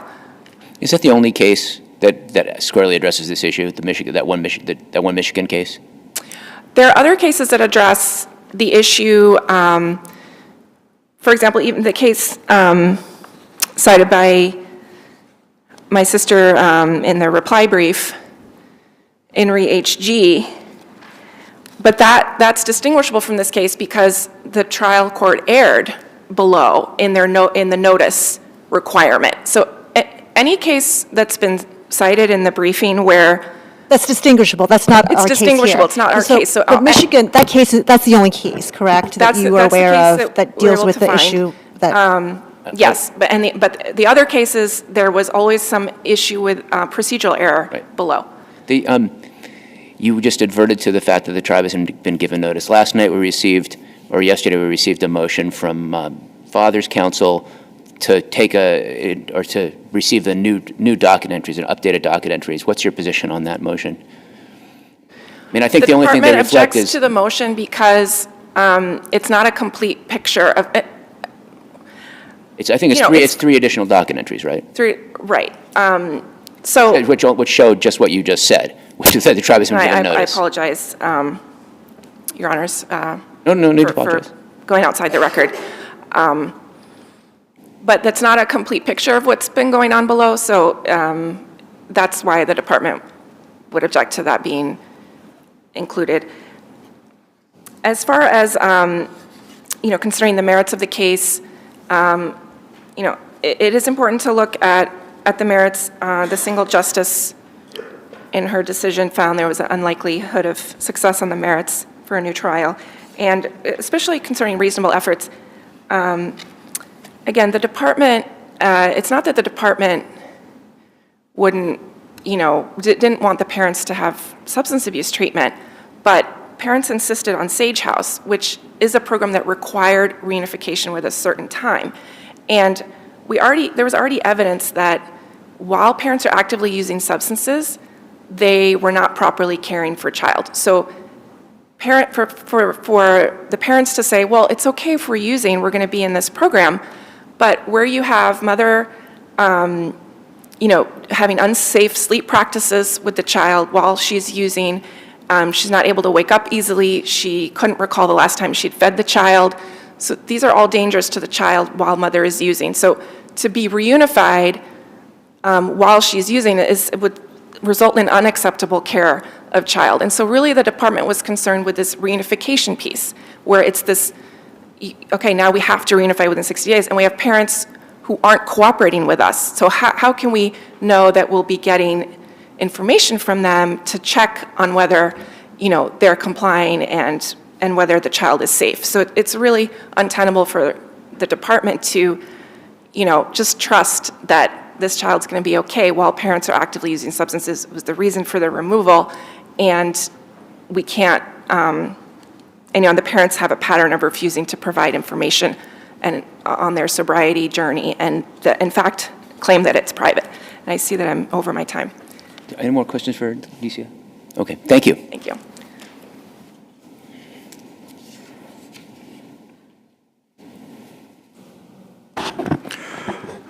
Good morning, Your Honors. Richard Shokire for the appellee child. May it please the court.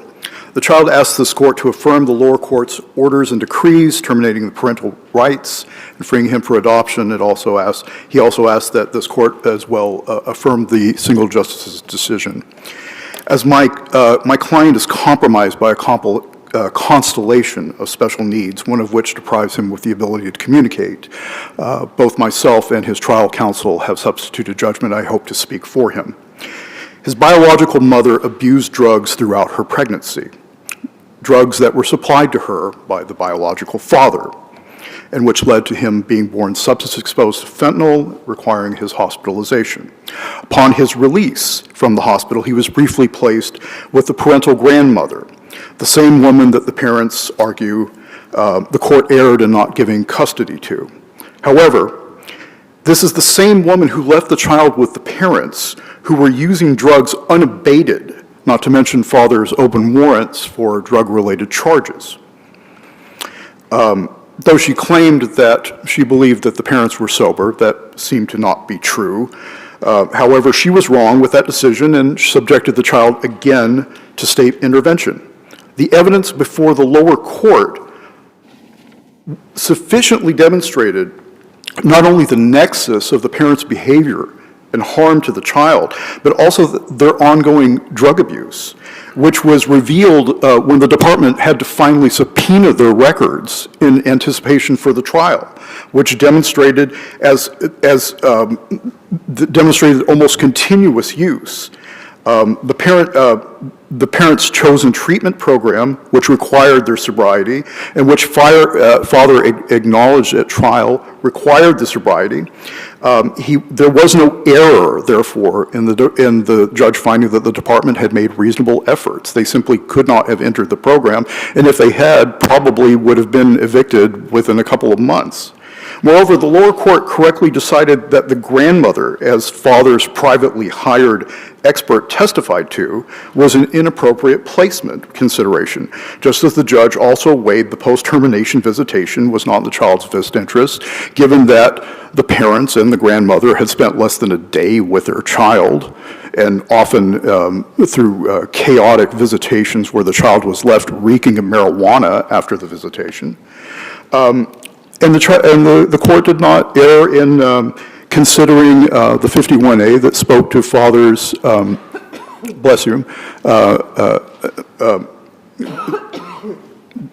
that spoke to father's sexual abuse of his 4-year-old nephew. Can I ask, so your position on post-termination and post-termination visitation is to support the judge's Absolutely, Your order? Honor, Okay. yes. Can you just speak to the ICWA issue? Absolutely. This brings me to the ICWA issue, which is, frankly, a chimera at this point. The Indian Child Welfare Act is inapplicable to this case, and therefore all the relevant portions of the parents' briefs should be struck. As a threshold matter, the parents' motion to stay the appeal was properly denied by the single justice, and the parents then utterly failed to show that the decision of single justice was characterized, and I quote, by an arbitrary determination, capricious disposition, whimsical thinking, or idiosyncratic choice that would only then demonstrate an abuse of discretion. Instead, the parents present only a laundry list of non-argumentative, circuitous and inapplicable cases that speak only to the department's requirement to give notice to the tribe, which they've done so in spades. Well, but it this is is now an undisputed Indian here. child. I'm sorry? This is now an Indian child. Your Honor, frankly, this is a chimera before the court. We have no evidence whatsoever that this child is an Indian child, other than a bunch of hearsay that was attached to father's motion, which was denied. We don't know. As a matter of fact, if I can go to Judge Matt. Hold on a second. I'm sorry. Doesn't the docket of which we can take judicial notice reflect that the child is an Indian child? The docket reflects that notice was given to the tribe. There's nothing that indicates. That's the supplemental, I think, yes, Your Honor. docket. Yes, and there's no indication of any determination by anyone that is before the court. There is no evidence of that. And quite frankly, and I hate to be so pejorative and I hate to be so emotional in this case, but we're talking about letters to Santa Claus. Where is Santa Claus? They have yet to even file an appearance, even though they've been given more than ample notice here. Well, Who's they? The Sioux tribe? The tribe. So again, that's not in the record. I don't know that we have a decision on whether we can consider that, but it was not, anyway. Anyway, not to mention that all of father's alleged actions after the termination decrees entered are prohibited by all the case law that I can find. I cite adoption of Malik, adoption of Scott, adoption of Jillian. These all result in legal nullities. So are you asking us to just ignore? It's, honestly, Your Honor, this isn't before the court. They haven't even met their burden with respect to the single justice, and we have no evidence before this court. The child asks that the court look at the evidence, the case law, and the procedure that wholly demonstrates that, in fact, he is the only person with any standing to challenge anything in this case at this point. He's the only person who can advocate or oppose his permanency plan once the termination decrees entered. So can I just ask, so you're asking us to completely just deny, not reach the issue, the ICWA Absolutely. issue? It's a motion to strike, Your Honor, if I can make such a motion orally. So if we don't reach the ICWA issue, then the parents could go back to the trial court still, right? and ask and file a motion to vacate or to motion for new trial. Nothing prevents them necessarily from. They've already tried that, and it was denied, Your Honor. I don't think they have. They tried to get leave from this court to be able to do that, and we didn't grant that leave. And it was denied. Yes, rightly so. So they haven't actually filed the motion in the trial court. Anyway, I would like to just at least bring to this court's attention in my last 30 seconds that my client is not some object who's devoid of any agency in this matter. And he's not to be batted around in some non-argumentative, circuitous, and therefore nonsensical thought experiment, which ironically he's the only party to. His unqualified and inalienable right to permanency demands that what he does need is a loving, bonded, and competent family that can work with his numerous specialists to implement his numerous therapies designed to address his numerous special needs. I would suggest to this panel that the evidence, the law, and the procedure before this court, as was before the single justice and was before the lower court, is that there are no murky case laws, there are no unclear statutes, or as you said, no mental gymnastics that we're talking about here. It is crystal clear, it is clear as daylight that ICWA is not applicable. Okay, well, thank you. I think time is up. We'll have to leave it at that. We're going to take a 15-minute break. We'll be back here for case number 5.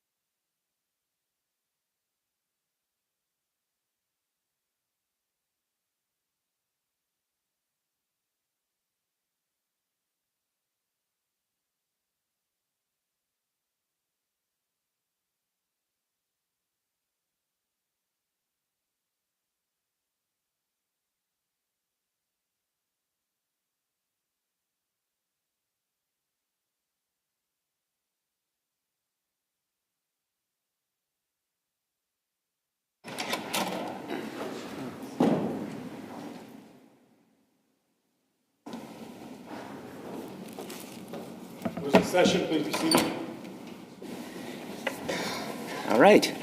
We are back on the record with 24P511, Varley versus Walther. Morning. Good morning, and may it please the court. My name is Ben Dunlap, and I represent the defendant and appellant, EVA Walther. Not every injury and not every accident is someone's fault. And in this case, the plaintiff's injury is not someone's fault. Specifically, it is not her mother, the defendant's fault. In summary, we contend that there was no defect or hazard at the property, not in the condition of the steps, not in the condition of the lighting.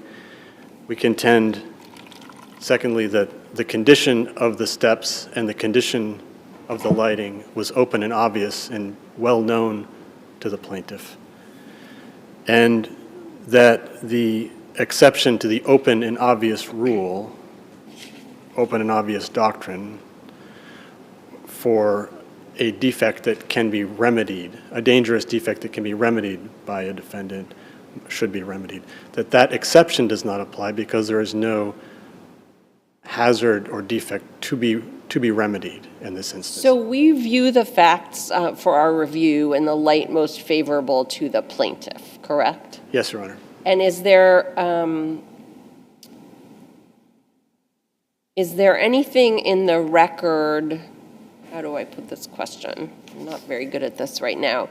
The record, in my memory of the record, is that it established that the light, the motion detector light outside the door in question didn't come on immediately upon the opening of the door. Am I wrong in my memory of the record on that point? Your Honor, your memory is correct about what the record showed, and there was testimony about that. The motion light came on, and it was reflected in two ways, in a number of steps, a couple of steps outside the door, or a couple of seconds. So taking that as true and viewing the facts on the light most favorable to the plaintiff, what we have is someone who's lived in a house for over 20 years, the last few of which have involved a step-free exit from the door. At 10:30 p.m., when everybody agrees it was dark, opening the door, there's no light, steps out of the door, there's no platform. Explain why, in the light most favorable to the plaintiff, that's not adequate to show that the condition was dangerous. There are 2 points, Your Honor. There's nothing inherently dangerous in having a step down when a person exits the apartment. It's a 7.5 or 8-inch step. Everyone agrees on that. And the plaintiff did not contend or testify that the step down was in any way dangerous. So we're not talking about the absence of light covering up a dangerous condition or a hazard. If she steps out in the dark, which presumably in the record shows she did for 25 years before the platform was constructed, but when she lived there from 1988 until 2013 without any platform, the same motion sensor light was in use. Since 1982, she testified. Same motion sensor light, the same 2-step or 2-second delay, and there was nothing defective about the lighting condition in those 25 years. It doesn't suddenly become defective simply because there is a non-defective, non-inherently dangerous step to be. Well, I'm sitting here thinking about like the funny joke that you could do of somebody that they think there's a chair behind them, and then you pull out the chair and they sit down and they fall, and that's not funny. It's not funny, and right, but not having a chair there is not an inherently dangerous situation, but it's the change, and don't we have to? Isn't this? They took away the step, the platform. Isn't that what the conduct is? After 3 years, right? After 3 years, And yes. then there's no warning or she didn't tell her that she was removing this, right? That's correct, Your Honor. The defendant did not tell the plaintiff that the ramp was going to be removed, or, I'm sorry, the platform was going to be removed that day. The plaintiff testified she was aware that it was going to be removed. But I Well, would, and she was aware, to be fair to your client, she was aware it had been removed. She came in and it was gone. quite so, Your Honor, and that's where I was going next. She returned to the property in the daylight hours at 3:30 p.m. after her shift at Starbucks. She testified that she saw the condition of the steps. She walked in, and she testified she stepped up into the apartment, up into the door. So she was aware of the condition of the steps. In our view, that completely eviscerates any duty to warn. There's no duty to warn when she quote noticed it. She was on notice, so there could be no duty to warn of that condition. I'd like to return. Isn't that? I mean, I'm Papadoulos, the ice and snow case. It says that a property owner is not relieved from remedying an open and obvious danger when it can and should anticipate that the dangerous condition will cause physical harm, notwithstanding a known or obvious danger. Yes, Your Honor, but again, and this takes me back to the lack of any defect. So again, if there's an exception, which Your Honor just referenced, where there's a defect that could be remedied, for example, some snow and ice. Here we contend the record is clear. There was no defect, and there was no testimony that the steps themselves were in any way dangerous. There was no expert testimony regarding, or any testimony whatsoever regarding any deficiency in the height of the steps or any violation of any code or statute. But we're not even talking about the steps, right? This doesn't have to do with the steps. It has to do with the platform above the steps, not being flush with the door anymore. Well, the lack of, yes, Your Honor, the lack of the platform such that there is it just exposes the non-defective step. We contend non-defective. I guess I'd call it a landing. Can we call it a landing? It's a step down onto the porch, a landing, sure. Yes, Your Honor. And I would like to go back to the question about the lighting, because there is a significant testimony that addresses the lighting during trial, and that goes directly to causation. Because, and this is on, starting on page 6 of our reply brief, where we discuss this testimony. The plaintiff's description of what happened demonstrates that the lighting could not have played any role, because her view of that platform, the step, was blocked by the lower half of the door. So she testified that she opened the door, she's not looking down at her feet. Right, she's looking at the car. Yes, Your Honor, even if the light is on immediately, and there's no motion sensor delay, or it's a light that can be turned on with a switch without any motion sensor. Even if the light is shining down at the landing, she's not looking down at the landing, she's looking out at her car, and even if she were looking down, she can't see it because it's blocked by the base of the door. And again, we contend there's nothing inherently dangerous about a storm door that has a window in one part of it and a solid base. So it's a collection of non-defective, non-hazardous conditions at the property. It's very unfortunate what happened, no question. But there's no way to warn the plaintiff of in any way that she herself didn't already know that could have, Well, she I mean, simply I don't think forgot. that's true. Like, what if your client had put a note on the outside of the glass part of the storm door that said, "Remember, platform is gone," that was like right at head level? That's a warning. And then when your client went to push open the storm door, she would have thought, right, I need to step down, unlike what I've done for the last 3 years. Or she would have ignored it, and then you could have said, "We warned you." Understood, Your Honor. We contend the plaintiff seeing it herself eviscerates any requirement, and in daylight hours. So the plaintiff returns in daylight hours at her normal time and can see the condition. We contend no further warning or notice could be required. And I think in the light most favorable to your client, that's probably right.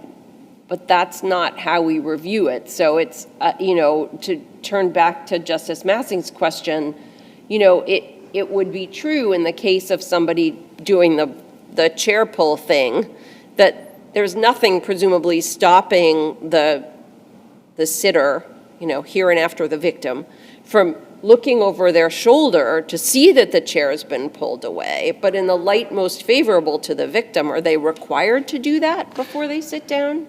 Not required to if the person sitting looked behind and then sat down anyway, which is what we have here. There was a delay in timing, we acknowledge. But in the example of pulling the chair away, presumably the person who's about to sit has not just seen that the chair has been removed. Well, but that's how the joke would work. 7 hours between the time the plaintiff came in with the platform missing and the time she went out to get her shirt out of the car, right?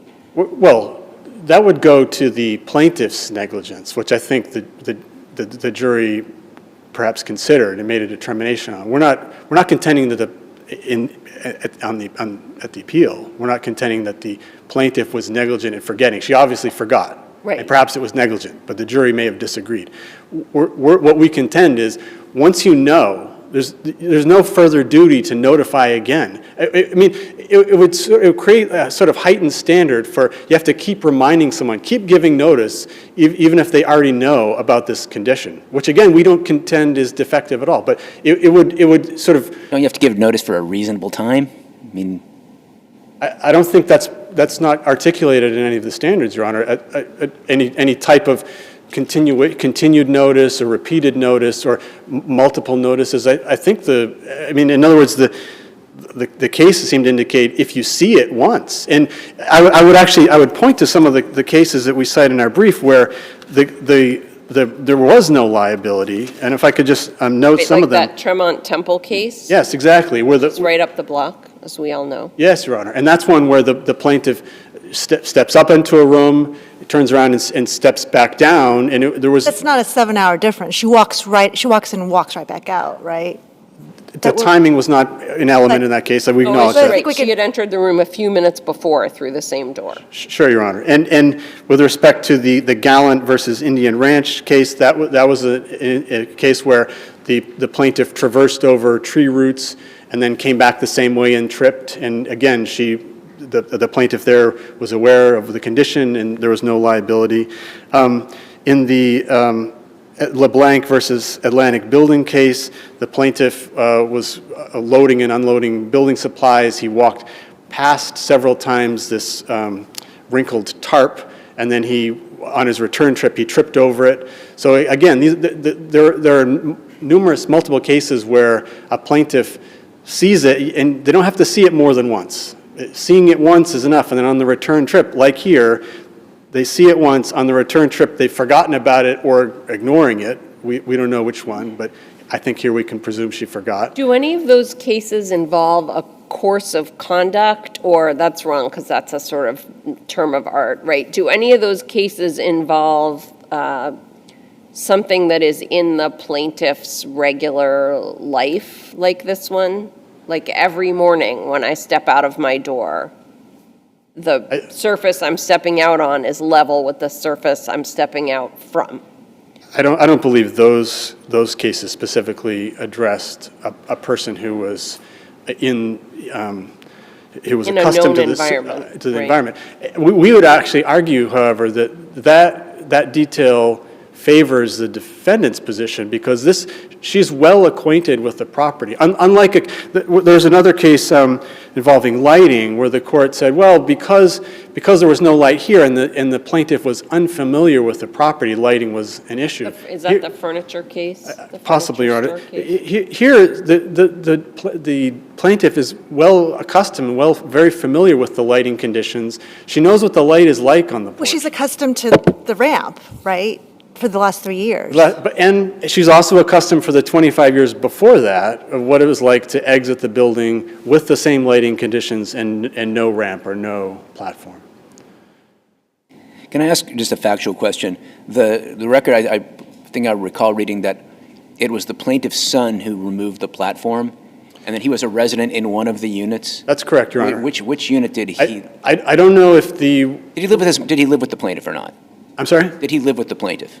I don't know if that's in the trial record. I believe that and I shouldn't be quoted. I believe the testimony was that plaintiff's son resided at the building. I can't say what unit. I don't know where. We don't know where. I mean, so there's no evidence. There's no conclusive evidence that he would have been present before she walked out the door. I believe that there may be evidence or testimony that the family was together before she walked out the door. But I'd have to rely on the transcript for that, Your Honor. Unless there are any further questions, I would rest on our briefs for the remainder. Okay, thank you. Thank you. I'm sorry, were there, no questions. Okay. Attorney Curhan, good afternoon. May it please the Court, Dana Curhan for DAWN Varley. The removal of the ramp was, without notice, was certainly a problem, but the bigger problem was the lack of proper lighting. And in fact, that was the plaintiff's primary theory of the case. I just want to focus on some of the testimony. Dawn testified on transcript volume 4, page 41, which is page 223 of the record appendix. Is there an option at your house to turn an exterior light on? No, no, it's only a motion light. It's only a motion light? Yep. The following page. You know, before this, I never really paid much attention, but after, when you look back, you're like, why? You know, and there's a decent delay, a 3 or 4 second delay before it comes on. If you open the door doesn't set it off, just opening the storm door. And then 2 pages later, and it's a small area, and when you open the door, it does not have the light go on. It's a couple of steps out before the light comes on. So, and she acknowledged that the light with the motion sensor was installed in 1982. Obviously, I think we can all do better with the lighting. If this were on Ask This Old House, they'd have an electrician wagging his finger and saying, you need to put on a switch that you can control from the inside. If there's a motion sensor, it should come on without delay. And really, the delay was the problem. She was in the habit of stepping out. She stepped out on this platform over 10,000 times, and it was flush with her apartment. And that's why the lighting never became a real problem, because she stepped out and she wasn't stepping down. Now she's stepping out and she's stepping down. And this case is akin to Donnelly versus Larkin, the 1951 case, where the plaintiff missed a step because of inadequate lighting. And there was a challenge to the sufficiency of the evidence. The trial court and the SJC said the evidence is sufficient where, you know, she knew she was on stairs, she knew she was going down the stairs, but because there were no lights, she missed a step. What if she turned around, and instead of coming out 7 hours later, she went inside, came out an hour later, it was still light outside? If it was still light outside, you know, maybe she's, it would be nice to put a sign up in the storm door, but she might be stuck right now.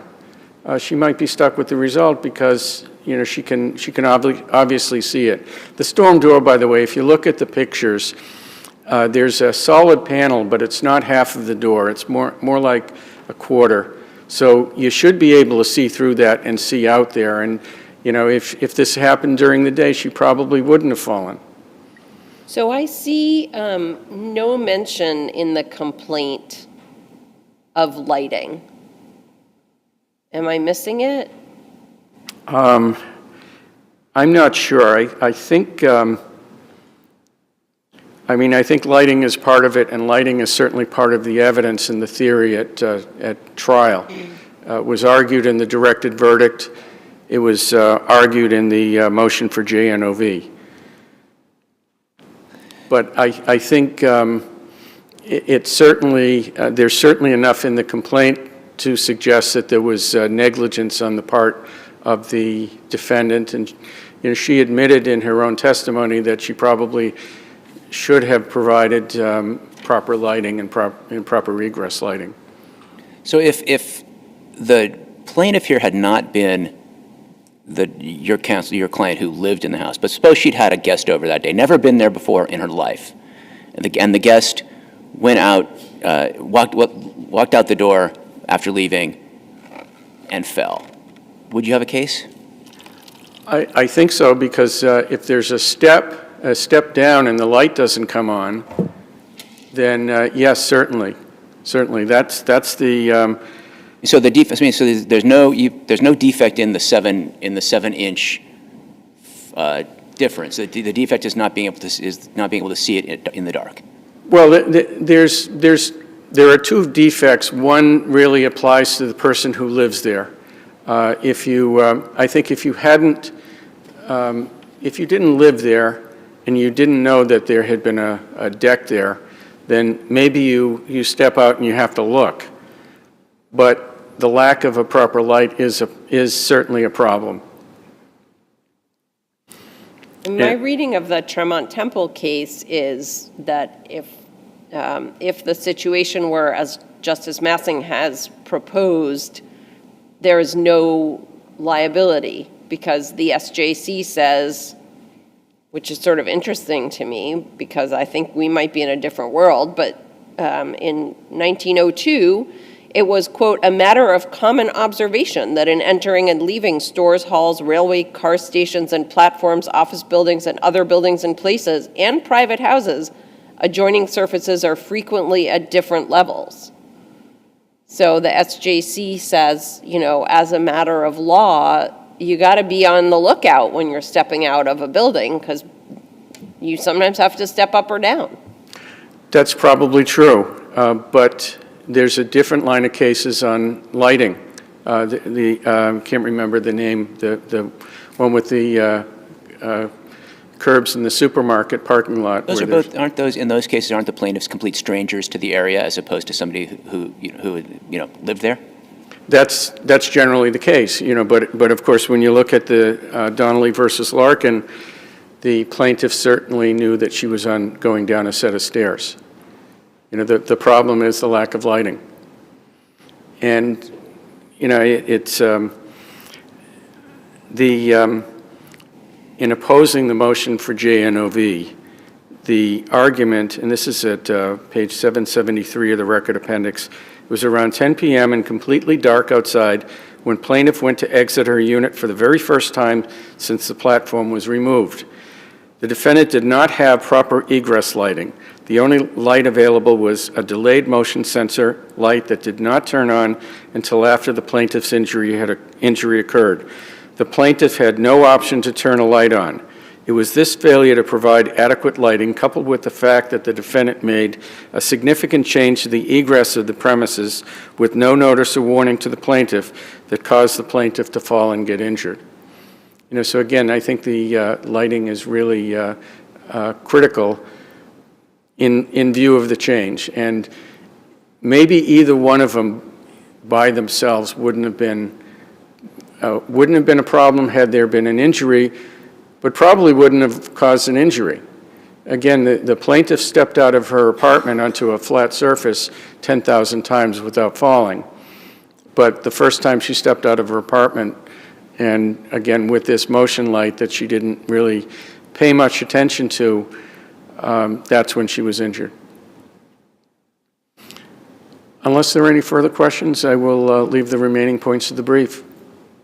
Well, seeing none, thank you. A very interesting Torts 101 case for us, or however they do those classes, and it's submitted.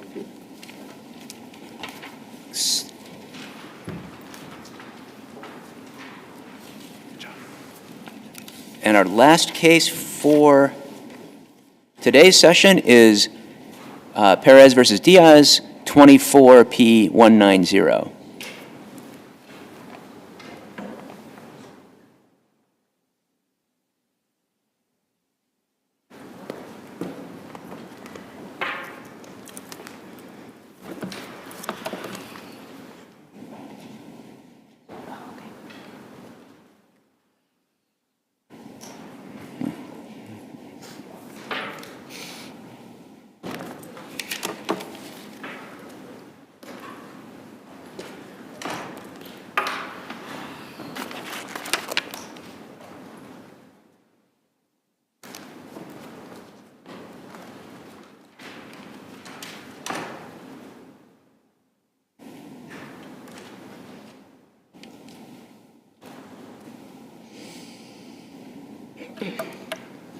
Good morning, Your Honors.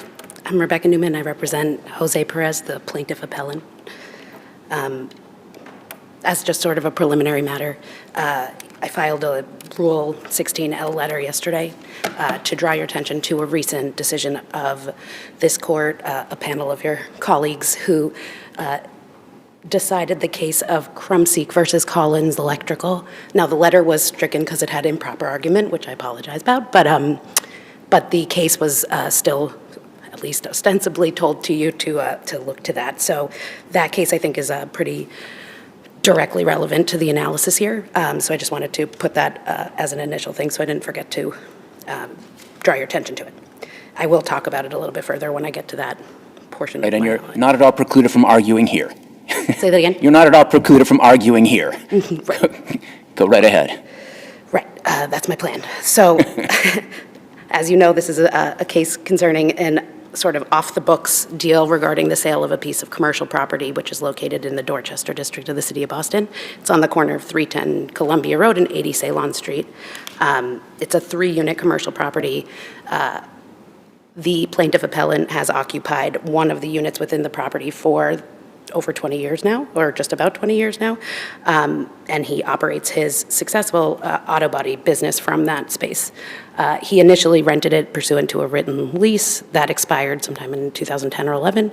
He then continued to occupy the premises and paid the same rent that was due under the lease at the end of its term for the following several years. And then in the end of December of 2014, he was approached by the defendant appellant, Orlando Diaz, who is the sole manager and sole member of 310 Columbia Road LLC, which is the other defendant appellant and which is the record owner of the property. Now, I think that there was some discussion about Perez being interested in buying the property, and there was some discussion about Diaz being interested in selling the property. He was spending more and more time at his secondary property in Puerto Rico. There was some mention at some point in the record has all this evidence there where there's at least an allegation that he had mentioned that him and his wife were having issues and that he was proceeding to a divorce, that he didn't want to deal with the property management responsibilities anymore, that a lot of the tenants wouldn't pay their rent on time, and he was sick of having to go and collect the rent, and he just wanted it off his back, so to speak. But there's also evidence to suggest that he did not want to have a arm's length conveyance with, institutional financing because he didn't want to pay capital gains tax and he wanted to receive payments in cash. What we have here is a motion for partial summary judgment with respect to counts 1 through 4 of the plaintiff's complaint. Those are the counts that sound in contract. That motion for partial summary judgment was granted, and this appeal concerns the myriad of issues that were committed in the grant of summary judgment by the trial court below. There was a framework problem, meaning that he sort of assessed the situation from the wrong framework. He applied the legal standard incorrectly. He weighed evidence. Well, can we have specifics? Because general grousing with the process below is difficult for us to wrestle with. So the first thing that was done wrong, and of course, Your Honors, you assess this de novo, as you know, so that you get to look at the record and apply the legal standard yourselves. So the first step in a contract case is to determine whether or not the written agreement that exists between the parties reflects a complete and final expression of the terms of the parties' agreement. That's what an integration assessment requires. It is different than an ambiguity assessment, and it gets often sort of lumped together. So what's the evidence in the summary judgment record that it's not an integrated agreement? There's plenty, Your Honor. So the lack of integration is shown from the fact that there were terms that were missing, that were removed from the December draft of the letter and that were not transposed into the final typed version. Well, that means they didn't want to have those terms. But that, Your Honor, is an inference that you're drawing based upon the omission of language from an earlier draft. So you're saying it's not integrated because they took stuff out of the original draft. Well, the question of integration requires a determination of whether or not it's a complete expression. It's obviously right. So here, let's look at the actual document, right, which is at page 444 of your amended appendix. So it's signed by both of the parties. It's also signed by 2 witnesses. There's no contention that any of those signatures are fraudulent or invalid or so on. Your client, in fact, testified under oath that this is the operative agreement between the parties, correct? So what he testified to was that if there was a disagreement between the draft and the typed written version, that the typed written version would control. He's not saying necessarily that if there are consistent additional terms in the December draft, that wouldn't also be operative. He does not say that in his deposition testimony. He refers to it as a draft. He refers to it as a sample. What's the it? Sorry, the December letter, which is in its The handwritten letter is the handwritten version that was prepared. And this signed thing, he agreed, is the agreement. He agrees it's final. Now, whether or not something's fully integrated is a separate question from final. Okay, It can so be let's final keep and going on partially that, integrated. Right, so we have a buyer and a seller. We have an identified property. We have the price. We have an installment payment plan. We have additional responsibilities that your client took on as the sort of growing owner of this, to pay the mortgage, to pay water and sewer and maintenance and repair costs.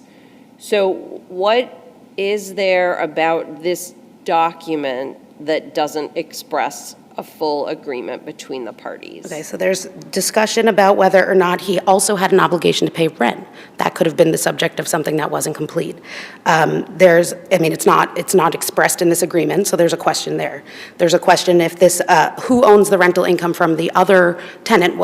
It just says that he's supposed to collect it, but they had an understanding because they operated under this contract, performing what they thought were their mutual understandings of their obligations under it, and Perez, the plaintiff, was collecting the rent and using it to pay the expenses. But there's a clear dispute in the deposition testimony where Perez says it was my income, it's my money, and then there's Diaz saying that no, it was my rental income and it paid my expenses. So there's a question there about whether or not it's integrated on that issue. It's also not integrated on the issue of prepayment. It's silent. And what? I didn't know. It is silent as to whether or not there's a right to pay earlier, or if time is of the essence. It doesn't say that. It doesn't have an integration clause, which is pretty strong evidence that it's not integrated. Well, it was written by 2 non-lawyers. Which is another reason that the presumption weighs in favor, especially on summary judgment, of a finding that it's partially integrated at best, because you have unsophisticated parties, you have non-lawyers, you have no merger clause, you have no time is of the essence clause, you have no prepayment prohibition clause. There's all these reasons that this agreement is, at best, a partial integration of the terms of they had to refer to their understanding of things that were not listed here. It doesn't say that he has to pay the insurance premiums, but he did, and Mr. Diaz expected him to. So there's another thing. There were other expenses that he had to pay. He paid the tax liability on the rental income. In a way that is not required by a contract does not render the contract defective. No one's saying that contract's defective. It's saying non-complete. I think that means it's non-complete. I think that means that. So let's say I offer to buy a house, and there's a purchase and sale agreement that's drafted by my lawyer and agreed to by the other side and reviewed by that person's lawyer. And it doesn't say anything about how many times I can walk through the house to, measure for curtains before the closing, right? But I want to walk through the house and measure for curtains. And so I reach out through my lawyer to the other side and say, hey, is it okay if I come by 2 weeks before closing and measure for curtains? And they say, sure. So that's something that's important to me. We've discussed it. They've agreed to it. I go do it. Does the fact that that is not in the P&S mean that it's not an integrated agreement? Well, I would say you have a lawyer drafting the P&S. There's also a separate inquiry about usage of trade or the common practice in the industry, because there is boilerplate language in most purchase and sale agreements saying you have the right to go 3 times, not including the final walkthrough. Things like that would probably bear on this question, but I think the answer to that is yes. Course of performance, meaning post-formation conduct, certainly certainly weighs on the question of whether or not this was integrated. Now, the other issue, the main issue here, is that the judge doesn't assess the question of integration. He just jumps to the fully integrated part in the decision. It's not clear that he assessed the question in this required way, and that he then chose to determine that it was fully integrated, and on that basis then claims to be prohibited from consulting extrinsic material like parole evidence. He's applying the parole evidence rule, but it's in a strange way, because what he actually is doing is comparing evidence of the negotiations and that draft to determine the meaning of the four corners of this document after finding it to be fully integrated. You can't consult the parole evidence after you've made a determination that it's fully integrated.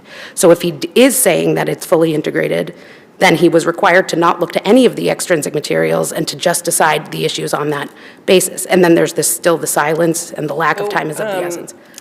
This morning I read Barrel versus Britain, which is this case from 1925 from the SJC, where there had been allegedly, during the period where the parties were signing the P&S, the plaintiff asked about prepayment and allegedly was told, yeah, that's fine. But there's nothing in the P&S about prepayment, and the plaintiff tried to prepay, like actually not by that much, not that early, and the defendant said no. And the court doesn't seem to have any issue with holding the parties to the written agreement in that circumstance. The SJC affirms a trial judge saying a court of equity is without power to reform a written agreement between parties, except to conform it to the facts of the agreement where those facts by mutual mistake are not made to appear. And says, you know, it's an element of this contract that it was to be paid in installments, and there's no unilateral ability to alter that by prepaying. Why isn't that dispositive? Well, I don't know the facts of that specific case, and I would be curious to know if the seller was going to receive any actual financial benefit from... Yes, they were going to get the full amount of the price with interest up to the date on which it should have been paid, but get it early. So there's a case in that same ALR report that's relied upon by my brother that states the very opposite of that holding, saying, and it's a Massachusetts case, I can tell, it's in the reply brief, where it states that the payment of the full interest that's due to the seller having to, if the seller insists upon waiting for the, declines to accept a prepayment, that if the buyer offers to pay the full amount of the interest so that there's no damage to the seller, then that prepayment should have been allowed. Now, I don't know the details of the underlying contract in that case, but did it say that time was of the essence or otherwise manifest an intention on the seller's part that the compliance with that or adherence with that schedule would be... I mean, to me, I love these old SJC cases because they're super short. I really wish we could get back to that. But the court basically says, listen, what the seller bargained for here was an income stream, and you don't get to decide that they're not getting that. Right, and here that's not the case. There's no difference between prepayment or having followed the schedule, because there was no income stream to be realized other than the total. If he's offering to pay the total, pay off the mortgage, and perform the material terms of the agreement, then the question is, what stream of income was being cut off? He was not entitled to any interest. He was not receiving the rent. It was covering the expenses that were... Why does your client get to decide what's of value to the other party to a written contract that he's engaged in? So that it's not a, that's, I mean, sure, I understand your question in terms of the sort of, if you take a step back and ask why should he be allowed to decide, but as a matter of where we stand right now and contract law and the legal standard that applies on summary judgment, I think there was a very clear question of fact as to whether or not they intended to prohibit prepayment or intended for the installment payment to be material. And there's a lot of reasons why I think your honors could decide that the record reflects that they intended to permit prepayment, which is why he expected to be able to do that. So that answers your honor's question, which is that if he's led to believe that that was part of the agreement, the fact that it's not written into that final one is not dispositive of the issue. There's parole evidence suggesting that that omission of the language specifically authorizing prepayment, because just to make sure it's clear, the December draft very clearly states that he was allowed to make prepayment unless earlier sums have been paid to satisfy the purchase price in due time. And the December draft was written by Mr. Diaz. Was written by Mr. Diaz. And the final signed copy was produced by your client. My client, Diaz asked that my client's secretary type it up. For whatever reason, which is not in the record, it was modified slightly, but there are discussions about whether or not Diaz intended for that clause to be removed, and he says he didn't. Contracts against the drafter, if there's any? Only, first of all, yes, but the drafter of the December letter was Diaz, first of all. But secondly, the final contract being drafted by Nancy, Mr. Perez's secretary, first of all, the reason that there's no evidence, there's no testimony from her, an affidavit from her, is because she passed away, but that's irrelevant. The reason that shouldn't be construed against her is because, or against Perez, is because it gives way to the intent of the parties. Now, so the rule, you construe it against the drafter, gives way if doing so will not properly elucidate the intent of the parties in contracting. And just because I'm already out of time, which that went by really fast. I had 8 pages of things to tell you, so obviously I didn't get to them. But the judge, there's a very clear error in his refusal to consider the question of contractual waiver. Your time has expired. I do want to ask you one question, though. The state of the evidence is that your client offered to pay the entire balance. Is that right? So my predecessor, who handled the motion for summary judgment, made a very big issue in the statement of material facts that he didn't like the word offer. I think the legal significance of the term offer bothered him. I'm not entirely sure. What it was an attempt to tender performance, an attempt to pay off the balance. And how was that done? How was that? How was that done? What did he do? He called or texted or notified Diaz in whatever way they were communicating that he was ready to pay off the balance. He said he wanted to go into business with his brother and wanted the deed, and then he had all the money that was remaining. There's a question of fact whether they discussed the payoff of the mortgage as well. There's a question of fact whether he was ahead or behind as of January 3rd with the payments. There's ample questions of fact on those issues. The judge also expressly states that he's barred from considering evidence of course of performance or contractual waiver and because the contract's unambiguous. That is a misstatement of current law, and that's why I drew your attention to that new case, which is not announcing new law. It's just reaffirming the position that you don't need ambiguity to consider course of performance. Post-formation course of performance evidence, you certainly can't not consider. Today, not to contradict. Okay, Yes. got it. Thank you. He also did not address the implied covenant claim at all. Okay, thank you.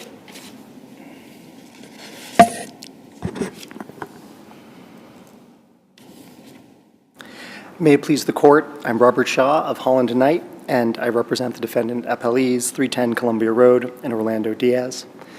Let me address 3 questions that the court had for my sister. The first question was evidence in the summary judgment record concerning whether this was considered to be the complete agreement between the parties. And I deposed Mr. Perez, and he contrasted the unsigned notes with the signed version. And he said that the unsigned notes were just a draft, just a sample, not the actual contract that we signed. He referred to the signed contract as the real contract, and he flatly agreed that if there was any disagreement between the official version of the contract and the unsigned notes, the signed contract controls. The second question was, what terms... On that point, yes? Attorney Newman argues that notwithstanding that, there were still terms such as the collection, the payment of rent, who gets that, and other things that were not that you would the insurance that you might expect to be in an integrated agreement, but weren't in this one. Thank you very much, Your Honor. That was literally the next question I was going to answer, and you have to look back at what the actual summary judgment argument was in this case, what the briefing was. We have brought to Judge Allman an argument that the only missing term in this agreement is the term they wish was included in the agreement, and that is a term which says you have a right to prepay or a right to accelerate the transaction, and that's not in the document. But they called that a missing term and said it wasn't integrated. Nowhere in their briefing to the trial court are they talking about whether the agreement deals with rent, whether it deals with an obligation to pay insurance. These are all new arguments being raised for the first time on appeal, and I suggest that they have been waived for that reason. Furthermore, I would just say that the contract isn't at all ambiguous when it comes to the key term at issue here, which is whether this payment schedule says what it says. It says that the buyer will acquire the property by making installment payments over the course of years, payments every 4 months. It doesn't give him a right to accelerate. And although my sister neglected to address the governing law in her opening brief, the cases are uniform from across the country that a buyer of land under an installment sales agreement has no right to accelerate the transaction absent an express contractual right to do so. Now, we don't have these kind of installment sales of land contracts very much anymore because of modern mortgage financing, but at the time when these transactions were common, there is a developed body of case law. And as Justice Hershfang suggested, just looking at the plain terms of any contract that sets forth a payment schedule for something, allowing one party to unilaterally decide that they want to exercise some unexpressed right to accelerate that transaction, just isn't in the agreement. Let me add also that there was a suggestion, once again made for the first time on appeal, that my client didn't have an interest in continuing to own the building. This contradicts what is in the appellant's briefing. It says that he refused to do a cash transaction and just sell the property up front because he wanted to continue to own the building. It says in the brief wanted to continue to own the building because he wanted to delay having to pay capital gains taxes on that. Regardless of his motivation for that, he had a motive. He did not want to sell the building early.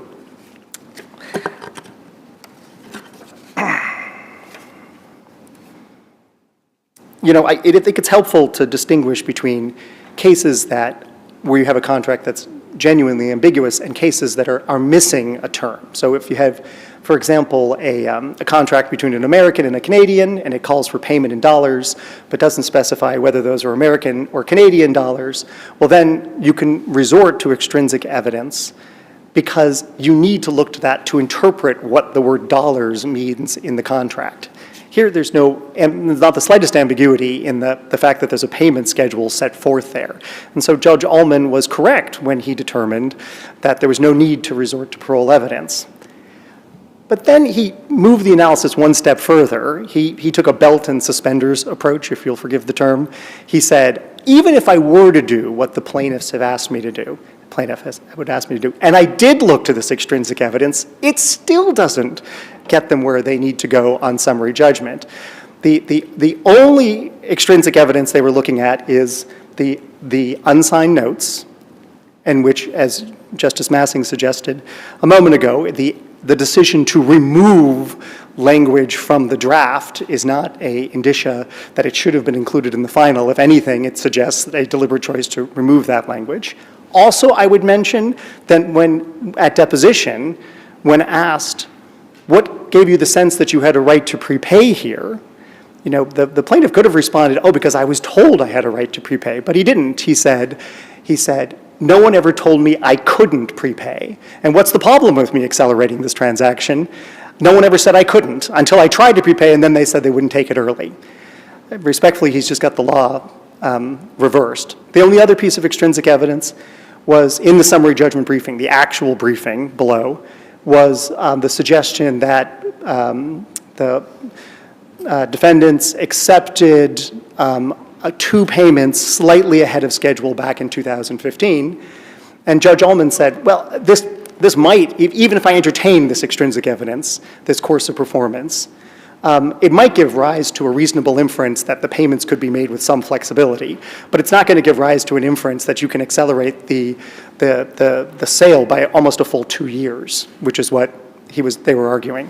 So Judge Ullman's decision is correct in two respects, and neither of which they've, I think, defeated in this appeal, and that is the contract is clear in its terms and there's no need to resort to parole evidence. And even if you resort to the parole evidence that was actually briefed below, it doesn't get them where they wanted to go in defeating summary judgment.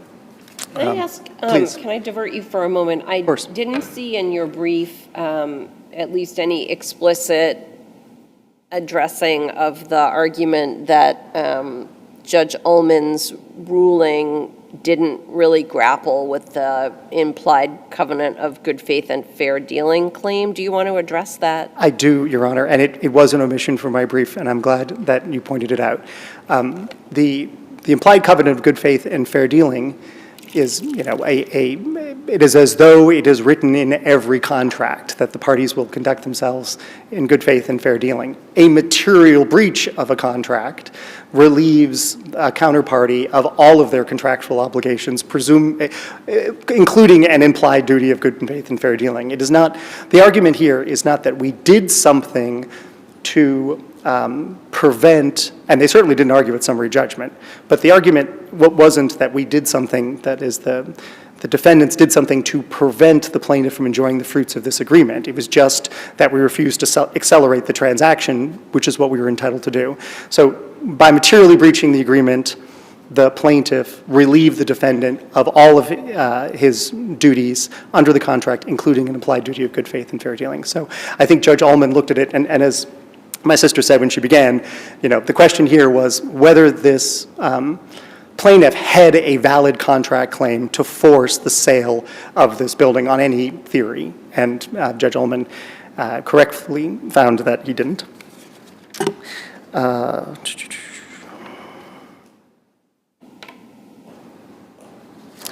I think, Your Honors, unless you have any further questions, I'm happy, it's been a long morning, I'm happy to rest on my brief. Got one. Oh, yes. And we're here on a separate and final judgment, so there's still claims outstanding for quantum meruit and unjust enrichment, is that right? Excuse me, I'm sorry. There's still count 5, quantum meruit, count 6, unjust enrichment, those are still out there? They are, Your Honor. And so the question of whether the plaintiff is entitled to a refund of the partial payments made, the installment payments allegedly made towards acquiring the building, is a live dispute. There's also a claim in the other direction for unpaid rent. He's now squatting in the property for years. Okay. Seeing none, thank you both. Case is submitted, much, and that will be all for our arguments today. I want to thank the court officers and the clerk. We can't see, but good job on the time.